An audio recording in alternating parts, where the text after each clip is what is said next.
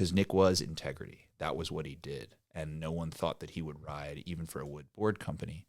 But when that happened, I'm pretty sure the thread had 40 pages of people going, I can't believe this. And people making what was now we know to be memes about how insane the news was that Nick had decided to go with a wood board company. I approve waterboarding. They're talking about wakeboarding. The thing about wakeboarding, every trick is an invert. Backside. Air railings. A new dimension. All right, we are back. Another episode of the Grab Matters podcast. Today we welcome on a very special guest, wake skater, lawyer, or attorney. I'm retired. Wow, sick. Retired attorney, Marcus Knox. How's it going? It's going amazing. How are you, Hunter? You know, I'm doing better now that we took a wake skate set today. It was perfect out.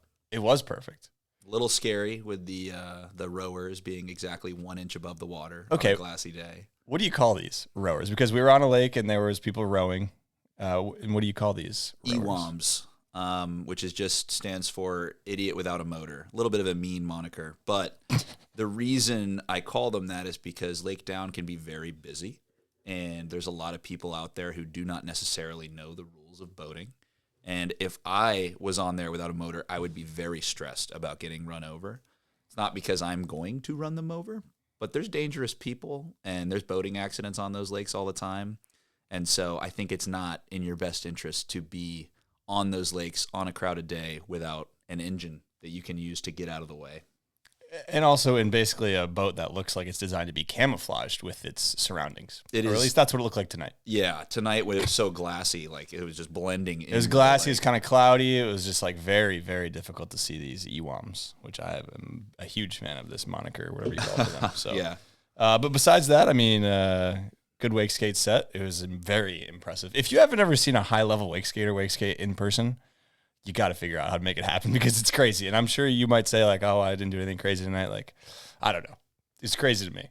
It was very impressive. Oh, well, I appreciate it. It's too much fun. And yeah, when you get to ride with, I mean, I feel the same way. I remember the first time that Nick Taylor came over and wake skated when I was like 15. And it was the first time I pulled someone who was really, really good. And not to like hype Nick up. Like, I love you, Nick. But I was just blown away and I was glowing afterwards. I'm like, oh my gosh, I just got to see somebody in person ride like that. It was amazing. Yeah, it's truly, you know, you can say it a million times, like it looks better in person than in video, but like you got to have those reminders where it's like, damn, it really is like impressive. Yeah, which is super sick. And we were on the jet ski, which, I mean, what do you think is the best vessel for wake skating or the best pole, I guess? Woo, loaded question. Yeah. There's lots of stuff that's good for different things. If you have access to a jet ski, what it gets you is a lot of actual riding time. There is very little downtime, and it is more difficult because the pull is lower than if you're behind a boat or a cable. So if you become good behind a jet ski, it transfers better to those other disciplines. It's not the easiest way to wake skate. It's not the way that you'll learn the quickest necessarily, but getting 100 pulls in an hour and a half is not really possible with any other way, unless you are riding by yourself on a Sesatec, which is fantastic. Yeah, 100%. And I fell, obviously, many times, but the first time I fell, I was kind of shocked. I mean, wake skaters are probably going to look at, like, listen to this and roll their eyes like, yeah, no shit, this is what you do behind a jet ski, but like, I hadn't done it before. And you were back to me before I was even like comprehended how I fell. You whipped that thing around quick. I was, Fry would tell you that I am a very annoying person to pull wake skating from back in the day. I would tell people, hey, why don't you just turn around quicker, use the reverse, grab the handle, do all this stuff. I try not to do that anymore. But Fry definitely got irritated with me one time. I was trying to coach him on how to turn the boat around or the jet ski and just would pick me up at 100 miles an hour to make a point. For sure. Fair enough. It happens. Almost skipped over this one, but favorite grab. Favorite grab? Whoa. You know, I guess the grab that I like to do when I go to the cable is I'll do a switch 180 to like regular poke, and I'll grab the tail and really just poke it as hard as I can. And so that's my favorite just because I like doing it. I don't necessarily think it's the best looking grab, but yeah, I enjoy performing that grab. Okay. Is there anyone that sticks out that you like to watch or see? That does a grab? Yeah. Oof. You know, it's very controversial, I suppose.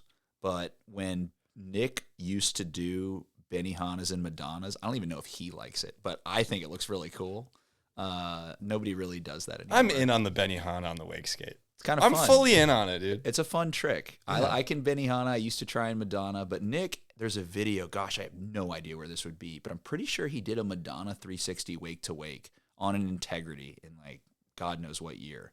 But it's an insane clip. Jeez. Yeah, really cool. Very impressive. Yeah.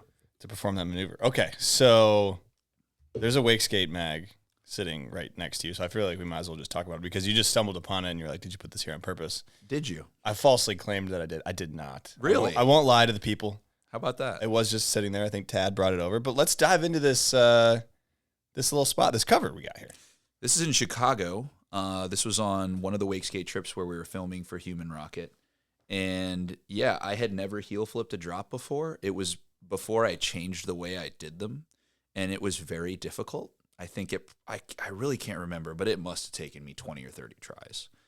And I didn't know anything about the cover. The story about how we ended up having the cover is almost even weirder. Kyle Walton kept calling me and Andrew trying to tell me that I need to come to this party at Lake Pickett. That's where everybody used to wake skate. That's where Fortenberry used to live, a few other guys. And I was in Stark, Florida with my grandparents. I was like, guys, I can't go to this party. Why do you really want me to go? So Andrew FaceTimed me and said, dude, we really want you to go. We were about to come and kidnap you from your parents' house till we realized you were in Stark because it's your cover release party. It was like 8 p.m. in Stark. So I literally went to my grandparents. I said, guys, I'm going back to Orlando tonight. I had just driven all the way to Stark, but I don't know if I'm ever going to have this experience again, and I certainly haven't. So I drove down and hung with Logan and Kyle, and I think Nick Robinson was there, and so was some of the Southern guys. There was a million people there. The Pickett parties used to be awesome. Yeah. Yeah. Sick. And yeah, like you said, that's like a very rare moment. It's yeah, you got to turn around for that one. Yeah, Kyle told me when he heard that it was a battle and all this stuff. This is one of those moments where I think Austin wasn't incredibly pleased with me that it was taking a super long time. But, hey, we got it done. And Austin got a clip there, and so did Brandon Rao. Yeah, there was in that movie, there's quite a few clips there for sure. Yep. And that spot, for the wakeboarders who are listening to this podcast, I know Dylan Mead has hit it, Raph DeRome has hit it, and Dylan Miller has hit it.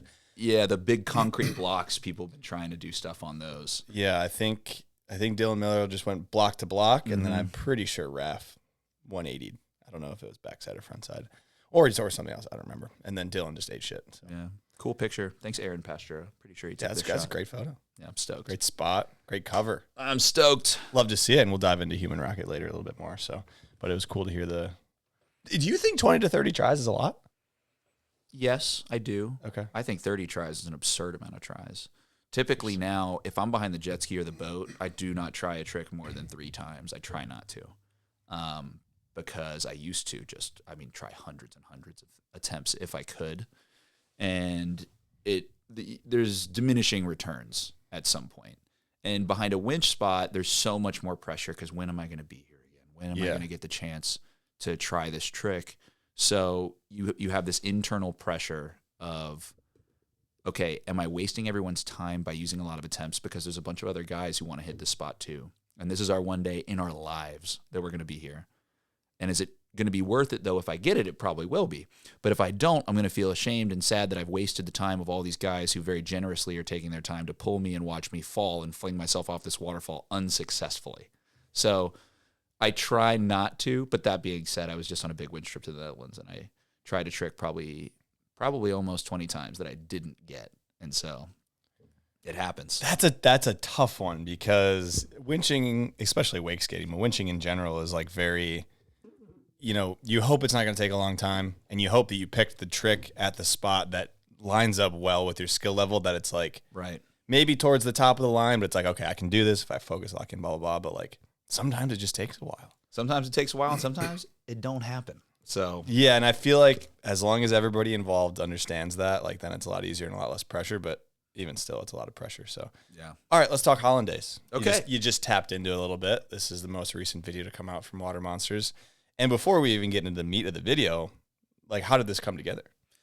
Great question. I was asked by Cole Crace earlier this year, not that long ago, maybe, I don't know, 3 or 4 months ago if I would be able to do a trip to the Netherlands, to which I told him definitely not. I'm not, I'm a little older now. I'm working a full-time job. I've got a wife. I just bought a house. We're about to have a child. I was like, can I do a 10-day trip to the Netherlands? I sat on it for a few days after Cole hit me up, and he's like, hey, Max is going to be there. I think Johan's going to join. Travis at the time wasn't going to come. He was too busy as well. But then I kind of had a moment sitting there watching a wakeskate video a few nights later, and I said, what is the good reason for me not to do this? I've got the PTO. I'm aligned with the corporate core values, so I think this is actually fine for me to take 10 days off. I talked to my wife, and I said, hey, we're going to have a kid soon. I don't know that I'm going to be able to do this when we have an infant daughter. So can I go? And she was like, yeah, I think you should. It's probably a good idea. And so that was one of the most fun phone calls. Shout out wife. Thanks for me. And called Cole and said, hey, I can actually do this. So Cole kind of organized it. It's kind of a Water Monsters thing to try and do a big summer trip if we can all line it up. And I've been able to go sometimes. Like I was able to go to the Vegas trip and haven't been able to go others. So this was definitely a big stretch, but so stoked. Cole's pretty responsible for planning a lot of it, but Max helped a lot with spots and being local to Europe too. Yeah, I was going to imagine that Max probably played a big role in that too. Definitely. So I guess logistic-wise, you guys all get there. This is a 10-day trip. Everybody's in. You get a van. Like, what's the trip start looking like? An incredible level of professionalism that I'm not really used to with wake skating, and it was inspiring to be a part of it because I certainly wasn't the person like leading the charge or making sure that we had a spot every day, but it was a well-oiled machine, and I think Cole deserves a lot of the credit because I've been on winch trips where basically it's partying and maybe we'll go to a spot and we're not really prepared and yada, yada, yada. No, we are charging batteries all day. We have 3 spots to hit every day. Cole woke me up every single morning and was like, all right, Marcus, time to get up out of bed. I'm like, dude, is it really? Come on. But made a coffee, got everybody up. We had a routine to clean up the van every morning, go to spot 1, and there's 6 of us. There's a lot of guys. So Cole Crace, Maxime, Johan, Ollie Moore, Travis Belcito, and myself. That's a lot of people. Heater squad. It was a really powerful squad. I would put that squad up against just about anybody. But we would get up and get to the first spot pretty early. Usually the only meal, we'd try to have a big breakfast if we could, because sometimes you get to a spot and we'd be there for 9 hours if we all had something we wanted. It's a lot of guys to get through. But while we get to the spot, van, before we got the extra batteries from the event you guys were at. Street Champ. Yeah. Yep, yeah, absolutely. We were just had one guy sent to McDonald's or whatever was around, plugged the other batteries in. We're running. We would switch with that guy. Travis ultimately got trespassed from a McDonald's because he was sitting there for 6 hours charging winch batteries. And I know you know, but people, you probably don't know, these winch batteries look like sticks of dynamite. Like, it looks like you're carrying a bomb around. And so it's a sketchy thing to be like, pull 9 of them out of a backpack and plug them in. The fan's like, woo, the super loud noise. It's got the beeps. I don't know. The sculpture has the beeps. But yeah. So we were incredibly organized, and we finished riding every night when the sun went down, pretty much, except for maybe one day. And these are long days because the sun doesn't set at that time till 9, 10 o'clock. It was 30. Yeah, brutal. And then all the restaurants are closed, so we would try and get food somewhere. Usually, I mean, sadly, like we ate at McDonald's a lot because it was like the only place open by the time we packed up the winch, got the 100 boards back in, and put everything in the van. We'd get to the campsite, 10:30, 11, charge the batteries the very first thing, and we would all stay awake going through the clips and saving the ones from the lands until the batteries were fully charged, usually going to bed at 1 or 2 every night. It was a well-oiled machine. And I talked Johan, it was his first time doing something like that. I told him, dude, you got to remember this because you're going to be on more trips like this.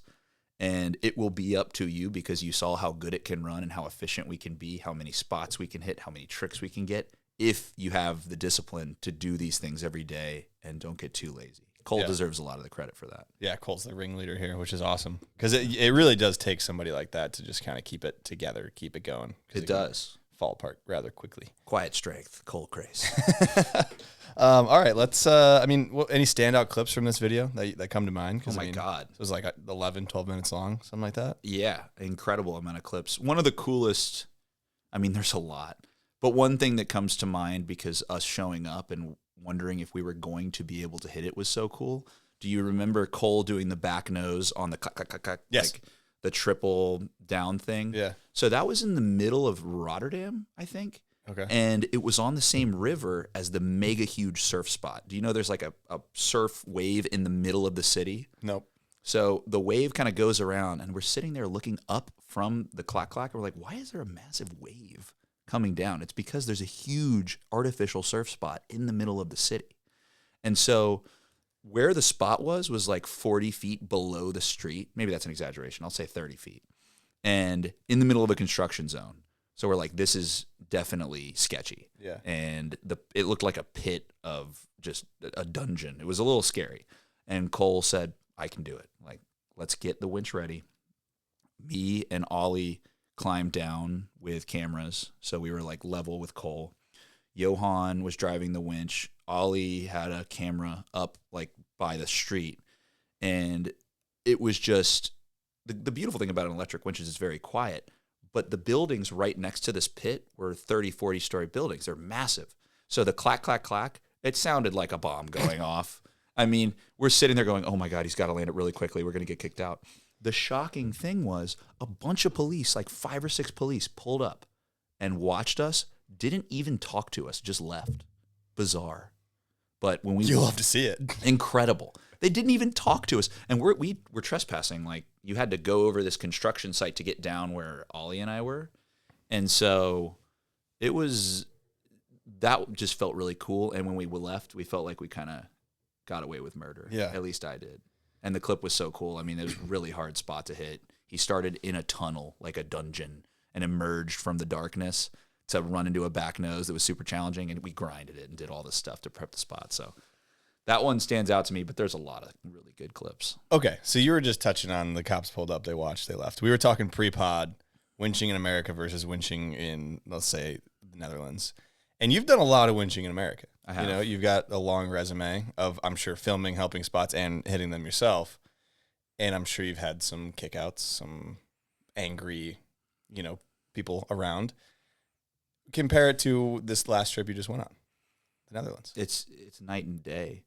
My winching in America is mostly like when I was doing it quite a lot, probably 10 years ago or more. But there's a hostility and a general attitude in the United States of, what are you doing? Are you allowed to be here? And I'm going to insert myself in the situation, even though I have nothing to do with it. Now, if you're a property owner and I'm on your property, that's different. But people are mad just seeing you do something, even though it has nothing to do with them. That they perceive as wrong. In the Netherlands, one of the spots we hit was in a town called, oh my gosh, I'm going to forget the name, but the ambassador for the town, I'll look this up, came and talked to us and brought his daughter, and his daughter was really into skateboarding. And Trav still does the 360 flip every day. So he was doing it. She wanted him to sign her board, and I sent the video to him. He's the ambassador for Breda. That's the name of the town. And it's a beautiful spot. It's the big 5 stair that we hit, and it's in the middle of the town. And they stayed there and watched with us and came to the van and asked for autographs. And the ambassador's like, please tell me when you post the video. I want to share it with our town and like have it be this prideful moment. That was really consistent. People were interested, were kind, and were, thinking we were rock stars or something. Sometimes these people came up and had to sign their boogie boards. They, I'm sure it's funny to them now that I've sent them the video. They're like, oh, this video has got like 1,000 views. I thought these were like global superstars or something. I don't know. But no, people were kind and were very, very interested in what it was we were doing. A lot of logistical questions. People interested in the winch, which makes sense because it's like a magic box that's sitting there like, what's actually going on here? How is he getting speed and skipping across the water? That's a very logical one to ask, yeah. So genuine interest and just respect, people just going, you guys are so cool. Feels nice, as opposed to having rocks thrown at you, which I have had. Okay, well, I'm going to ask why it would go through the rock story, getting rocks chucked your way. Yeah, that was in Ohio. To be fair, this spot, which was a big spot, I didn't even hit it, is attached basically to this dude's house. So probably not the coolest thing we've ever done. But he came out, and I think it was me, Drew, Susanna, Austin, and Aaron were there. And yeah, he was throwing rocks. He was not pleased. Like off the rip, just hucking rocks. Yeah, he's used to I think he's seen Drew there before. It was like, how dare you come back? So I can't even remember how long ago that was. But yeah, I've been put in the back of a police car. Okay. I've been trespassed for 2 spots Let's here. go police car. What was that? That was a spot in Human Rocket. It was a small spot. I did a frontside flip down it in the video, but the cops came. And yeah, they put me in the back of the car, and then Drew, I guess, I don't really know what he said, but he talked him out of taking me to the station. Attaboy, Drew. Yeah, thanks, Drew. Calm, collected, and was just like, look, this kid's just some dumb kid. Don't worry about him. I hope that's what he said. But yeah, it's very hostile. Now, it's funny. I've actually had good interactions with police officers in the States too when it comes to winching, but much further and farther between. We had 5 spots in the Netherlands where the cops came, only 1 where they decided to ask us to leave, and they were apologetic about it. I'm so curious, and you probably don't have the answer to this, but why is there such a stark contrast of people?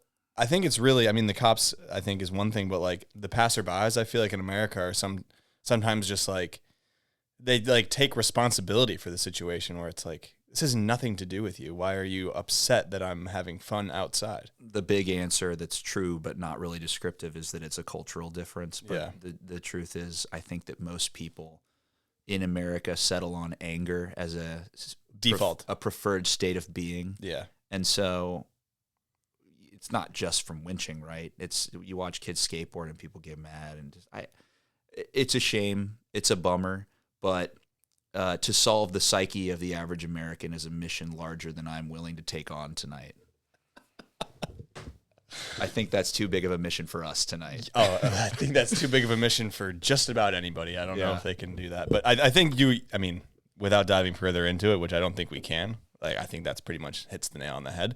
But it's refreshing when you do go over there. I called my mom. I was like, Mom, they're so nice here in the Netherlands. She's like, oh, I was worried about you guys getting kicked out. I said, I kind of was, but they're just so curious and kind and not inserting themselves into the situation. Yeah. So yeah, absolutely refreshing. 10 out of 10 would go back.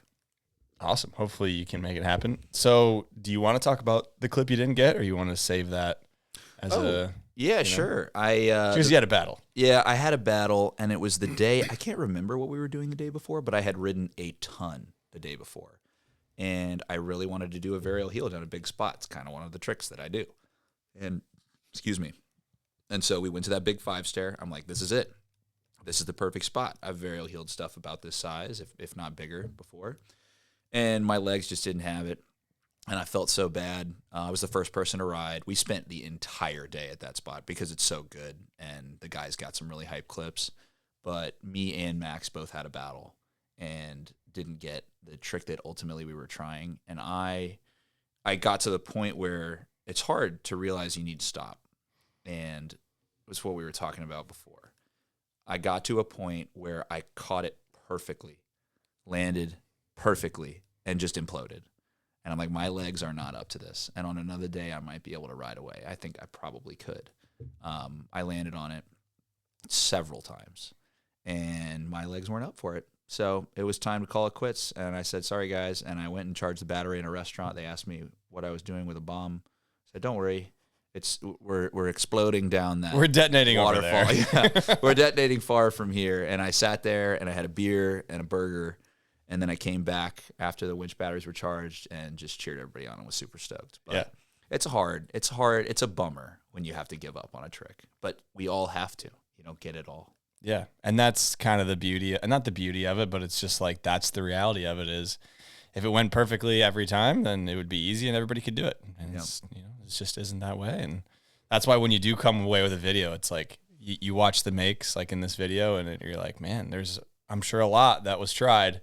And it just didn't happen. It's monumental. It's so funny when you watch other people's videos. It's so easy to dissociate the effort that you know it went into it from when you're watching it. You're like, oh, 5-minute video, what's going on? 5 minutes of winching wake skating is like 5 days of work. Oh, at least, yeah. And dozens of hours of riding. And when I see some of the stuff in that video, I'm like, man, we got through all the clips from that day in maybe 30 seconds of video, and that was you know, a couple of those tricks took a million tries. Some of them didn't. Like Travis back three'd that spot, and it was friggin' perfect. If my memory's correct, it didn't take him too long, and all of us were like jealous. Like, oh my God, dude, you just smoked that. But there's so many clips in that video that are really cool and just felt so amazing. We ended every night so exhausted and physically beat, and just we were a little bit every night of just, we're so lucky, this is amazing. It's kind of cheesy, but it was great. Well, that's cool though. Yeah. So gas versus electric winch. What team are you on? If there's anyone on Team Gas Winch, you should not speak to them again. TJ Giesey is on Team Gas Winch. Oh, okay. Well, I don't know if this is satirical though. I think he might be. He's a clever guy. Trying to ruffle some feathers. Now there are reasons. If you have had an electric winch let you down, which I have one time, then I understand. And the charging of the batteries and trying to organize that, especially on a winch trip where you don't have a house, correct, is tricky. But the product that you are delivered, meaning the ride that you have when it's good, is unparalleled. And I have had a gas winch fail me dozens of times. I have driven hours to hit a spot specifically, and then boom, the TAV the torque converter is messed up or whatever. It's like, okay, do we want to go to Home Depot and like try and repair this for the next 6 hours, or should I just go home? But we used to do it. I mean, we made so the best, most legendary wake skating videos. More Than Machines, good ratio. I'll say Human Rocket is a really good video. Fundraiser, all these really, really incredible wake skating videos. Watched up before we were has-beens. I'm missing some. Were filmed on a gas winch. So you can get it done. You can get it done with a gas winch. But I think I would be blown away if I had a gas winch sitting at a spot and an electric winch sitting at a spot, both functioning. Yeah. And TJ would be like, give me the gas. Okay, I want to hear you say it, TJ. Okay, bud. We'll just take your word for it. Yeah, I think it's kind of a no-brainer. It is a situation where if the electric does fail, you're kind of shut out of luck if you're not knowledgeable on how to fix it. Yeah, the gas winch is a small, it's a 6.5 horsepower motor that anybody internal combustion engine. Yeah, you can work on it. Yeah. If the electric winch busts, it's like, okay, well, I'm not a software developer, so I don't really know what I'm going to do here. Yeah. That's true. That's fair, TJ. That's fair. Yeah, it's a fair rebuttal, but I think the pull of the electric and the silence and the size and it's just... The silence is perfect. I think half the reason we got so much attention was because the gas winches were so loud. Yeah. It's like, okay, these guys are like, swimming in the pond. That's a little weird, but that's fine. And then you hear... It's like, okay, to get these guys out of here. Yeah. These guys need to leave. What are they doing? That's different. Yeah, and you get especially if it's a spot where there's like an echo or it's bouncing off, it's just like compounded. So insanity. Right. Yeah, insanity. Great video, Hollandays. I'll obviously link it. Make sure to go watch that. It was a great video. Beautiful watch. Enjoyed every second of it. Thank you. I would talk about that video the whole time. Max is an absolute beast. Johan. Okay, one more thing about it. No. There is a clip that was so magical. The massive spot that Max and Johan hit. It's got that beautiful curved metal building in the background. Towards the end? Yes. Okay. And Max rode for a while, and it was gross. The bottom was gross. It was shallow. We weren't sure if we were going to be able to hit it. The top pond is so shallow that you really can't get that much pop. Max battled it for a while, but got an incredible front shove, baller. Johan gets out there, and it's a huge spot. It's one of the biggest spots we hit, if not the biggest spot we hit on the trip. And he did a 3-shove first try. If you slow down the video, in the background, you see me standing up on the hill. I was like filming a long angle, and I take my hat off and smash it into the ground because it was so unbelievable. And we had just done so many days in a row of all of us doing battles. And for him to get an incredibly difficult trick on a very large spot the first try, we were like euphoric. It was amazing. I don't think anyone felt better than Ollie, though. Ollie his angle was in a bar. So the building was right up to it. And he was sitting in a bar having a beer, filming out the window, and they were cool with it. It's like the best film spot ever. Insane. Yeah. He probably wishes he was there a little bit longer. Yeah. So that was, there's a lot of clips to talk about. I'm missing a lot, but that one was pretty special. It was also near the tail end of the trip. So it was like, oh my gosh, what a time. Yeah, that's a big beefy spot. I'm almost positive that's been hit by wakeboarders. It has. Massey's hit it, I think. I think Dom's hit it. Maybe not Massey. I know Dom's hit it. We watched a Red Bull video in the Netherlands that was wakeboarding. It was. I believe it was a Red Bull video. Yep. In order to find some of the spots. Yeah. And that was one of them. Yep. in a totally different way. I'm pretty sure there's like a rail up top or something. I think Dom capped over it or something like that. Yeah. So yeah, great spot though. Great clips. Yeah, very very good videos. Obviously, go check that out. I think we kind of bump it back, way back. Okay. To little baby Marcus Knox. Baby Marcus. Yep. Florida man. Am I correct? I am born and raised here. Okay, so let's kind of just dive into the first time getting on the water. Was this a wake skate situation? Was it a wakeboard? Or are we talking water skis? I'm pretty sure I tubed the first time I was on the water. Pretty sure. But the first time I knew about wake at all was my cousins Kyle McCutcheon and Jeff Knox came to Orlando. Kyle, it was his 21st birthday, so I must have been 9 or 10, I think. And they did a camp at OWC. And I was allowed to do the camp with them. At the time, I don't know that people remember this, there was a gymnastics element to OWC. They had a trapeze, which I was a part of, and I did the trapeze in the morning, and then you went to OWC, like a giant rope swing thing. And wake skates at the time, this is like 2001, 2002, 2003, were enormous. They were like wakeboards that were barely shorter than a wakeboard. And I was a little guy. But I liked not being strapped in, and Jeff and Kyle were both into wake skating. So I took a trick ski, and I took the bindings off, and for that whole week at OWC, I rode that around. And so Kyle and Jeff got me into it. Kyle McCutcheon, a lot of people may know, worked at the Tampa Cable for a very long time, McCormick's, now Ravens Cove. Jeff Knox, kind of a legend on wakeskating.com, put a lot of information out about how to engineer a winch. He made like 4 and put all of his CAD works. He's a mechanical engineer. He works for the Navy now, working on ship, gigantic aircraft. But at the time, he was helping people with making their own gas winches. Sick. So pretty incredible influence on me, both of those guys. And a year passed. I believe I was in 6th or 7th grade, and I asked for a wake skate for my birthday. And I got an HO Sport. I think it was 111 centimeters, which is just massive for a wake skate. And I got an electric guitar. And I remember getting both of those items because my birthday took place during Hurricane Francis. So we didn't have electricity, and it was too stormy to ride. So I couldn't use either of my gifts. I was going to say, kind of a banger birthday getting both those gifts. Pretty much the most formative birthday of my life, for sure. And they couldn't use them. Couldn't use them for several days, Wasn't in good taste. So first time on the skate, how's it looking? Really big, but really fun. So I was still, I'm a really tall guy now, but I took a while to grow. So the size of the wake skate was a huge obstacle to me in the beginning. There's a video of the first Varial flip I ever landed, and it's on a 42-inch wake skate, which if you saw me, like I'm taking up less than half the board when I'm riding on this board. It was a Satellite Jeff Engen, probably a name maybe a few people are familiar with, but Satellite was a Canadian wake skate brand. And Jeff Engen was a baller. But the board was huge. And I was just driving a boat around when I was first riding. You're walking to one side to turn right. You're walking to the other side of the board to turn left. Exactly.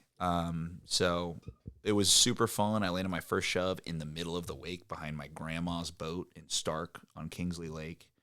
And as I figured out what boards were cool, it took me a long time. Took me a really long time to figure out the right wake skate. I was influenced. I had a Hyperlight, the Gate. Have you ever seen that? No, I don't think so.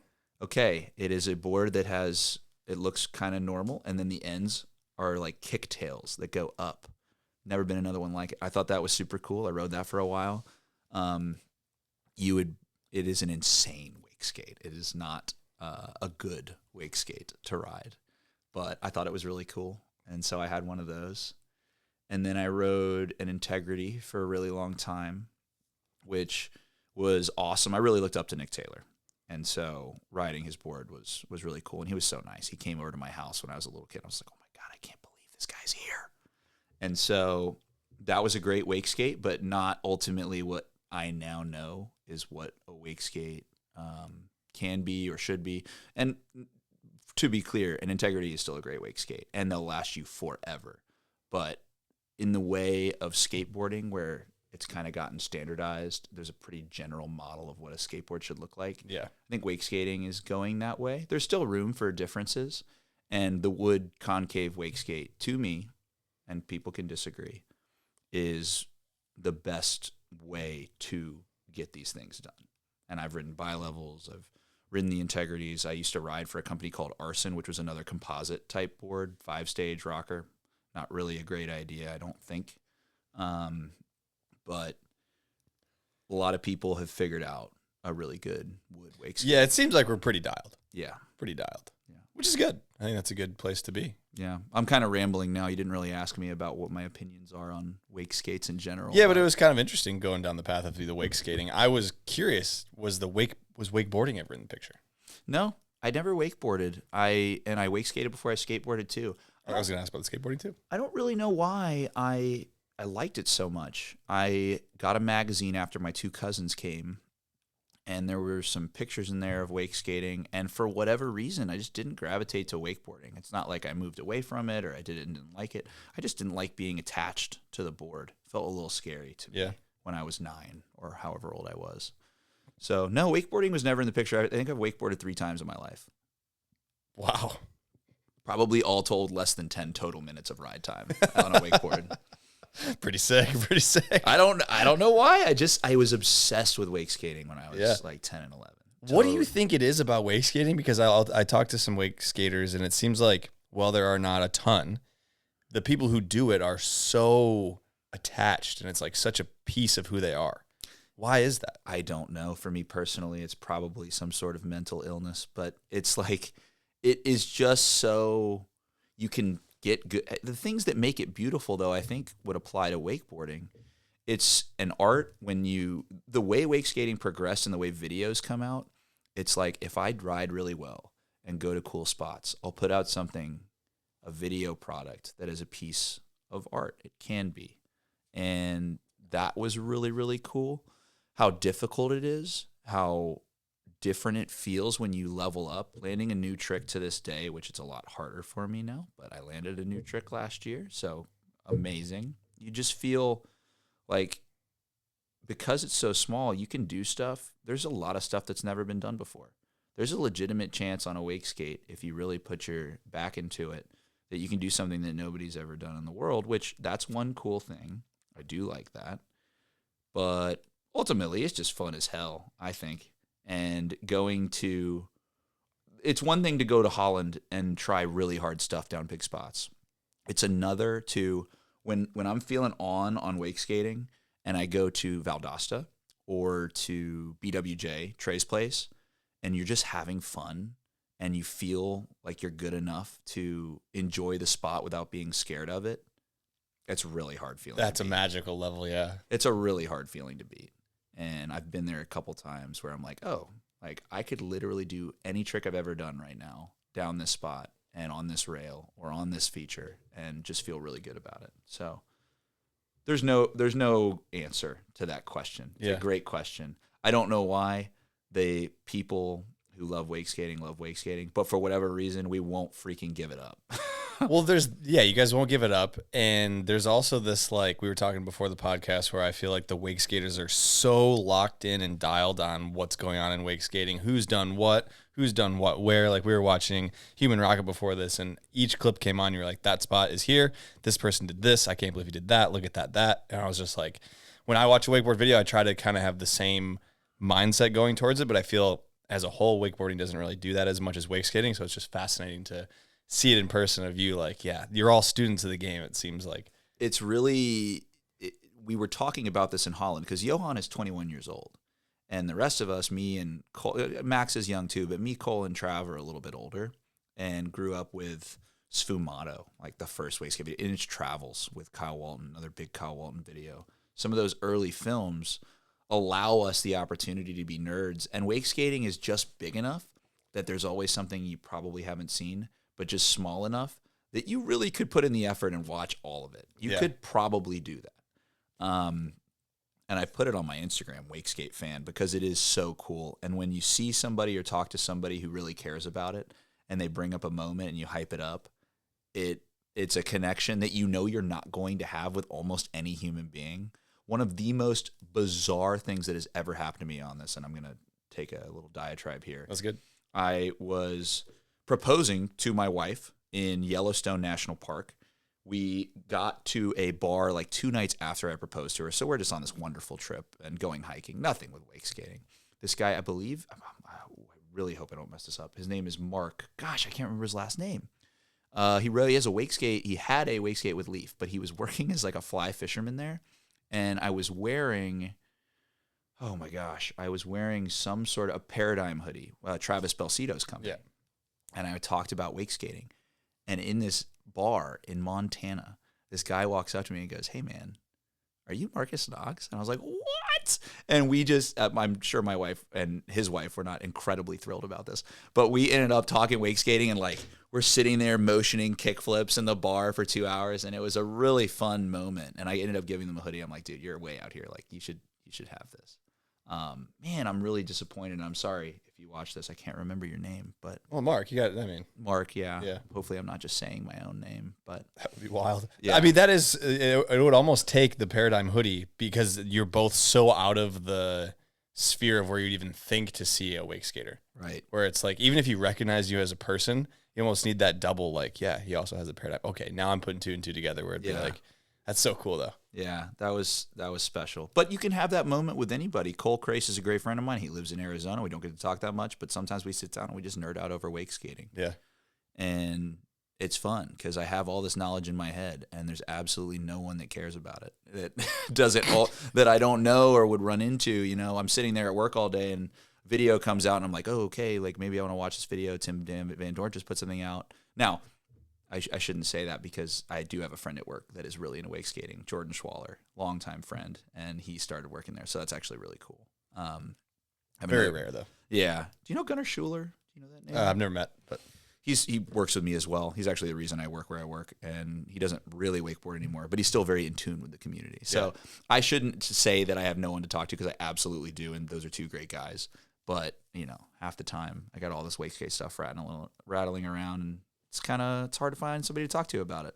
yeah, 100%. Okay, so we're talking about being into wake skating, and I'm curious on when you were coming up as a kid, if you ever saw being a pro wake skater as like a financial, a way that you could support yourself financially, go pro, be a pro wake skater. Because I mean, you see Nick Taylor, probably some other names. You're like, yeah, you guys are doing it. Maybe at one point, but not really. And not because I didn't think I couldn't be good enough, but I just grew up in a way that it was pretty clear that was not going to be a way that I could create and support a family, which has always been really important to me. And so I loved it, and like getting to go pro and all this stuff are all huge life achievements for me that matter a lot from a personal perspective, Yeah. but not from a financial one. I always thought I want to do well enough in life to be able to wake skate. For instance, the dream, really, there is a property for sale on Lake Down, the lake that we are near right now, that is probably the best property for wakeboarding and wake skating in the entire United States. I'd be shocked if there was one better. Here's why. It's very expensive. It's on the lake. There's no house. There is a absolutely massive, perfect, aerated pond just ready for a Sesatec to pop there and build the craziest setup ever. And there's still a dock, so you still get access to the lake, but there's a dedicated pond that's like a super long, it's literally perfect for it.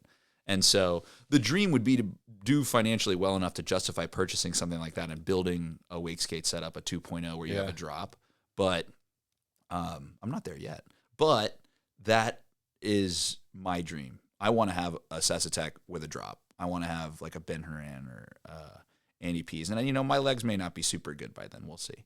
But I would love to host an event, to do what Trey is doing, and be able to say, hey, a couple friends, come and just spend 5 days and do anything you want. Yeah. Go to town. That's kind of like a personal dream of mine. Yeah, build the community at your own place for a wake skating thing. Because what Trey does is so cool. Trey's is incredible. So sick, yeah. You need to go. Yeah. It's next level. It is probably the best place to wake skate on the planet. Really? I think so. Heavy claim. I like it. You got it. Look, it is not for you. You do want to have a certain level of ability. Yeah, we were talking about that. Yeah. The first drop, I think anyone can do. It's small, and there's 2 concrete rails. If you can ride a wake skate pretty good, you can do that. They're ride on. So you can just ride on to these smooth concrete rails. They're like 3 feet wide, very forgiving. And you can learn a lot there. Now, the bottom drop can be a little more intimidating. I don't think there's any ride-on rails. Well, They do have little stoppers, but I wouldn't necessarily hit them. He changes it up every year, though. I didn't see what they did this year. Okay. I wasn't able to go because I was in the Netherlands. Yeah. Interesting. But that spot's amazing. Yeah, it does look amazing. Yeah. So, and every year it's just like, I don't know, just looks like great vibes. So I think we dive into our first segment, the LF'n Wheel of Questions, presented by Liquid Force. So if you want to go ahead and grab that down. The LF'n Wheel of Questions. Okay, let's go. Okay. And we're going to go ahead and give her a spin. So you can put it down on the table here. So Liquid Force likes to make wakeboarding fun. So let's make this podcast a bit more fun by spinning the LF'n Wheel of Questions. So we got some classics on here. Hot take, favorite graphic, favorite movie, make a movie. So go ahead and give it a spin. We'll see what she lands on. Okay, here we go. You want to spin it harder I'll than do that? We'll do it a little harder. I wasn't sure. There we go. I wasn't sure what it needed. All right, favorite graphic. Obviously, I think we're going to go wakeskate graphic. Goodness. I was pulling up some old remote ones. There's some beautiful ones. Yeah. One of the most iconic ever, and I was so grateful to find one of these, is Andrew Pasture's first pro model with new wake skates. It's a guy named Robin New, first pro model he ever had, and it's like a bunch of magazine card cutouts. There's a guy smoking 3 cigarettes and like a Formula One car and all of this stuff. To me, and that board was also available for purchase for $100. Times have changed, but that is one of my favorites of all time. I've got a lot though. Yeah, you can list several. I've got a lot. It's hard for me not to say that Nick's Island board, so the Anna Maria graphic, I just rode that board for so long. Yeah. And Nick cares so much for that place. It was very meaningful. I'm also spoiled. I'm the only one who has the More Than Machines board, and that graphic is freaking sick. It hangs above my laptop. I see it every day. And it's kind of, in a way, it's just a conglomeration of different images that Tad Matthews, I'm sure, put together. That's a really special board. The Water Monsters graphics are so sick. Yeah, always heat. Drew has a vision and is so talented. It's really hard for me. I have the original Austin, the first board they ever released with the handshake, and I have a completely mint one. Do you know how many wake skates I have? No. I've got, I think, 47 now. And like, you think 47? That number sounds like it's curated. I'm pretty sure I have more than that. Low estimate. Yeah, but that board is really, really special. The first one, the Dino board that was Austin's second board. He kind of had 2 at the same time. It's like a Dino. It's a T-Rex playing a piano wearing roller skates. It's just absurd. And that's the first Water Monsters board I ever had. So that one is pretty special. Landed a lot of stuff on that board for the first time. Filmed a little video on that board, and Logan sent it to Drew, and that's why I got sponsored by them in the beginning. Yeah, it's kind of a cool story. Dang, I didn't know that was the origin story there.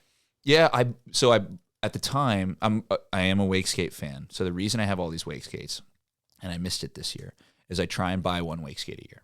I try and buy one wake skate a year from somebody that I'm stoked on. Or how sick is that, by the way? You have your own pro model wake skate, and you're still buying some. I try to. That's fine. There's not too many people doing it, you know. I don't think any pro wakeboarder in the world has a pro model and is buying somebody else's pro model board. Well, it has led to enormously good things because that was before I rode for Water Monsters. So at the time, Austin was really nice to me. He was at Toe Jam. He's like, "Oh, dude, we got to get you on a Water Monsters." I was like, "Nah, dude, I'm an integrity guy. I really like riding the composite board." But I remember he did that, and then he won.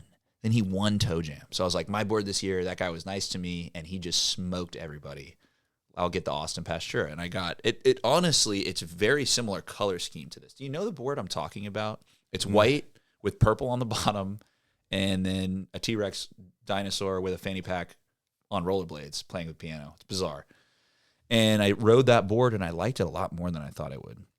I went on a trip to Nick's place with 2 of my friends, the Party Edit crew, Logan Hirsch and Clint Koenig, and we filmed jet ski riding on the Swanee River for like 2 days. And I landed a lot of stuff that I hadn't really been doing on the Integrity. I got a couple of flats, heel flips, which at the time were really hard for me, and I wasn't very consistent. And did a bunch of stuff. So Logan made a video and sent it to Drew. I kind of knew he was doing that, but I didn't really know he was doing that. And then I got maybe 2 or 3 weeks passed, and I got back to my house, and there was a board. There was a Water Monsters board, the box, on my front porch. And I was like, did my mom like throw out the board? Like, what's going on here? Walked up, and it was a new board, and it had a note that I still have in my like little memory box. It was like, hey man, it had all the money for the first board I bought. It had a new wakeskate, a bunch of swag, and it said, hey man, like, we'd love. It was a really nice note. I would need to read it directly, but he's like, hey, even if you don't want to ride for Water Monsters, we'd still like you to keep the money in the board. And if you want to, like, let's do this thing. And that was, I think it was my first year of college. I was 19 years old. But yeah, that's how that happened. That's so cool. Yeah. Sent the money back too. Sent the money. Yeah. At the time, our boards, I think, were $275. And I never had a lot of cash. I'm like, oh, I got a lot of cash right now. This is crazy. And I got a new board. And a new board. Yep. I still got both of them. Unreal. What did you think about the cereal line from Remote? Amazing, iconic. Those are cool. Unbelievable. So that was when James McQuiggan, a name you may not know, he used to own a skate shop here in Windermere. It was where the Publix is on McGuire, and More Than Machines premiered there. And along with the pretty crazy, along with the premiere was the demonstration of those boards. So I remember walking into the skate shop, and they had all 4 of the cereal line with the bowls of cereal, the actual cereal they were based on, in front of it. That's where I also won the More Than Machines board in a raffle at that premiere. But gorgeous wake skates. Remote had really, really beautiful wake skates. Yeah. I like the Matt Hooker one. The Matt Hooker one is awesome. One, yeah, the Hooters, yeah. Hookers. Okay, so I think we do a LF'n wild card. Okay. So I want to hear your most underrated wake skater. Oh my God, there's so many. Because you were just saying earlier before the pod, he's like, man, I'll see, you'll go on the gram or something and see someone you've never heard of do a tray flip, 360 flip. Oh, this is a hard question. Because there's like time too. There's historical, yeah. Historical, I will go with Andrew Fortenberry. I think Andrew Fortenberry at various different times was one of the best wake skaters on the planet. And a lot of people know that, but he was never elevated to the status of some of the folks that most commonly are known as the best riders in the world, and I really think he was. Yeah. So historically, I think Drew. Also, again, like a lot of people know he's really good, but not really elevated to that level is Travis Duran. Travis Duran has done some stuff that absolutely no one has done, and no one ever will. I would put money on anybody right now. You do a kickflip front board, front 270 shove down a drop, then you're going to shock the world, because I don't think anybody's doing that except for Travis Duran. Is that the one he won Trick of the Year with? I can't remember if he won for that. He also did a pole jam 3-flip in the Al Dente video that Cole made when we went there. Pole jam, like out of the drop, 3-flip. Nobody's going to do that because no one's going to try that. It boggles the mind. Now, today, see, like I said before the pod, I think it's hard because there are guys I legitimately don't know. Yeah. And when I saw that picture, for instance, of the Wakeskate event in France, Wakeskate Cup, and there's like 100 wake skates. Yeah, there's 100 wake skates in the middle. And I'm like, I watched that video, and there were clips I didn't know who those people were. And I'm like, dang it. Who are these guys? Those are the Bricks rumors where you just see a freaking stack of wake skates, dude. Yeah. And there's some kids lurking in there that are just like.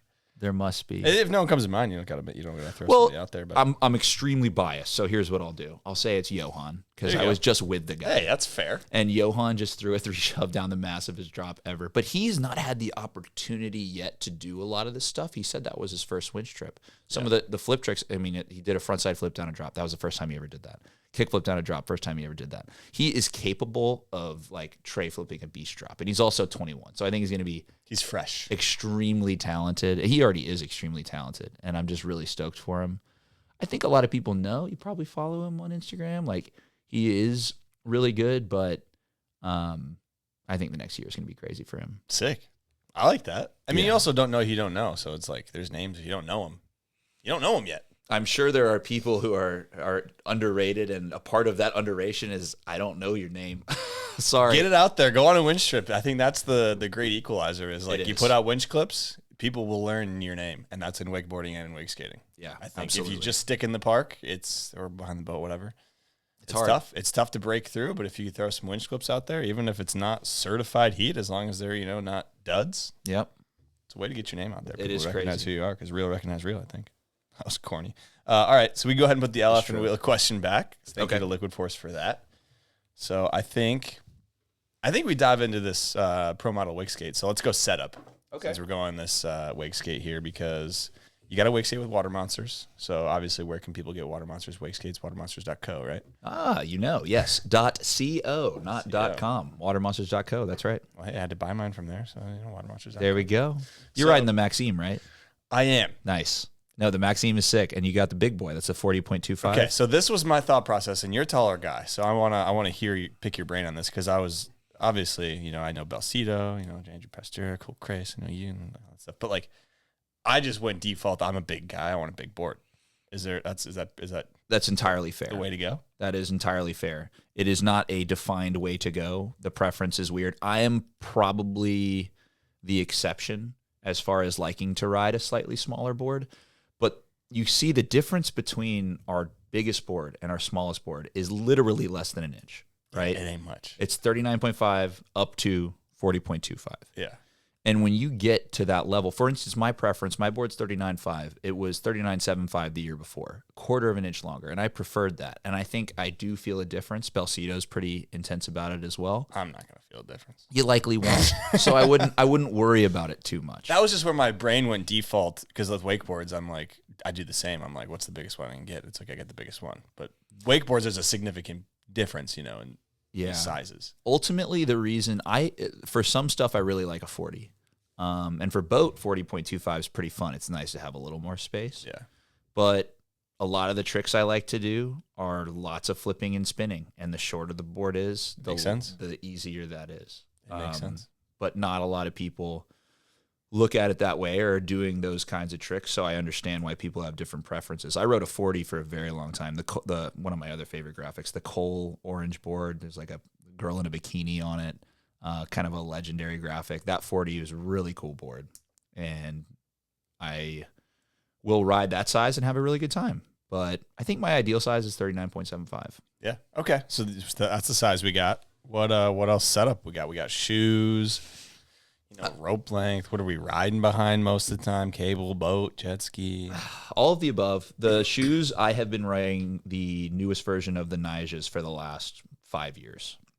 I always get the new Nijas, and I've just gotten used to them, and changing shoes is such an incredible endeavor and like a challenging psychological adventure when it comes to wake skating that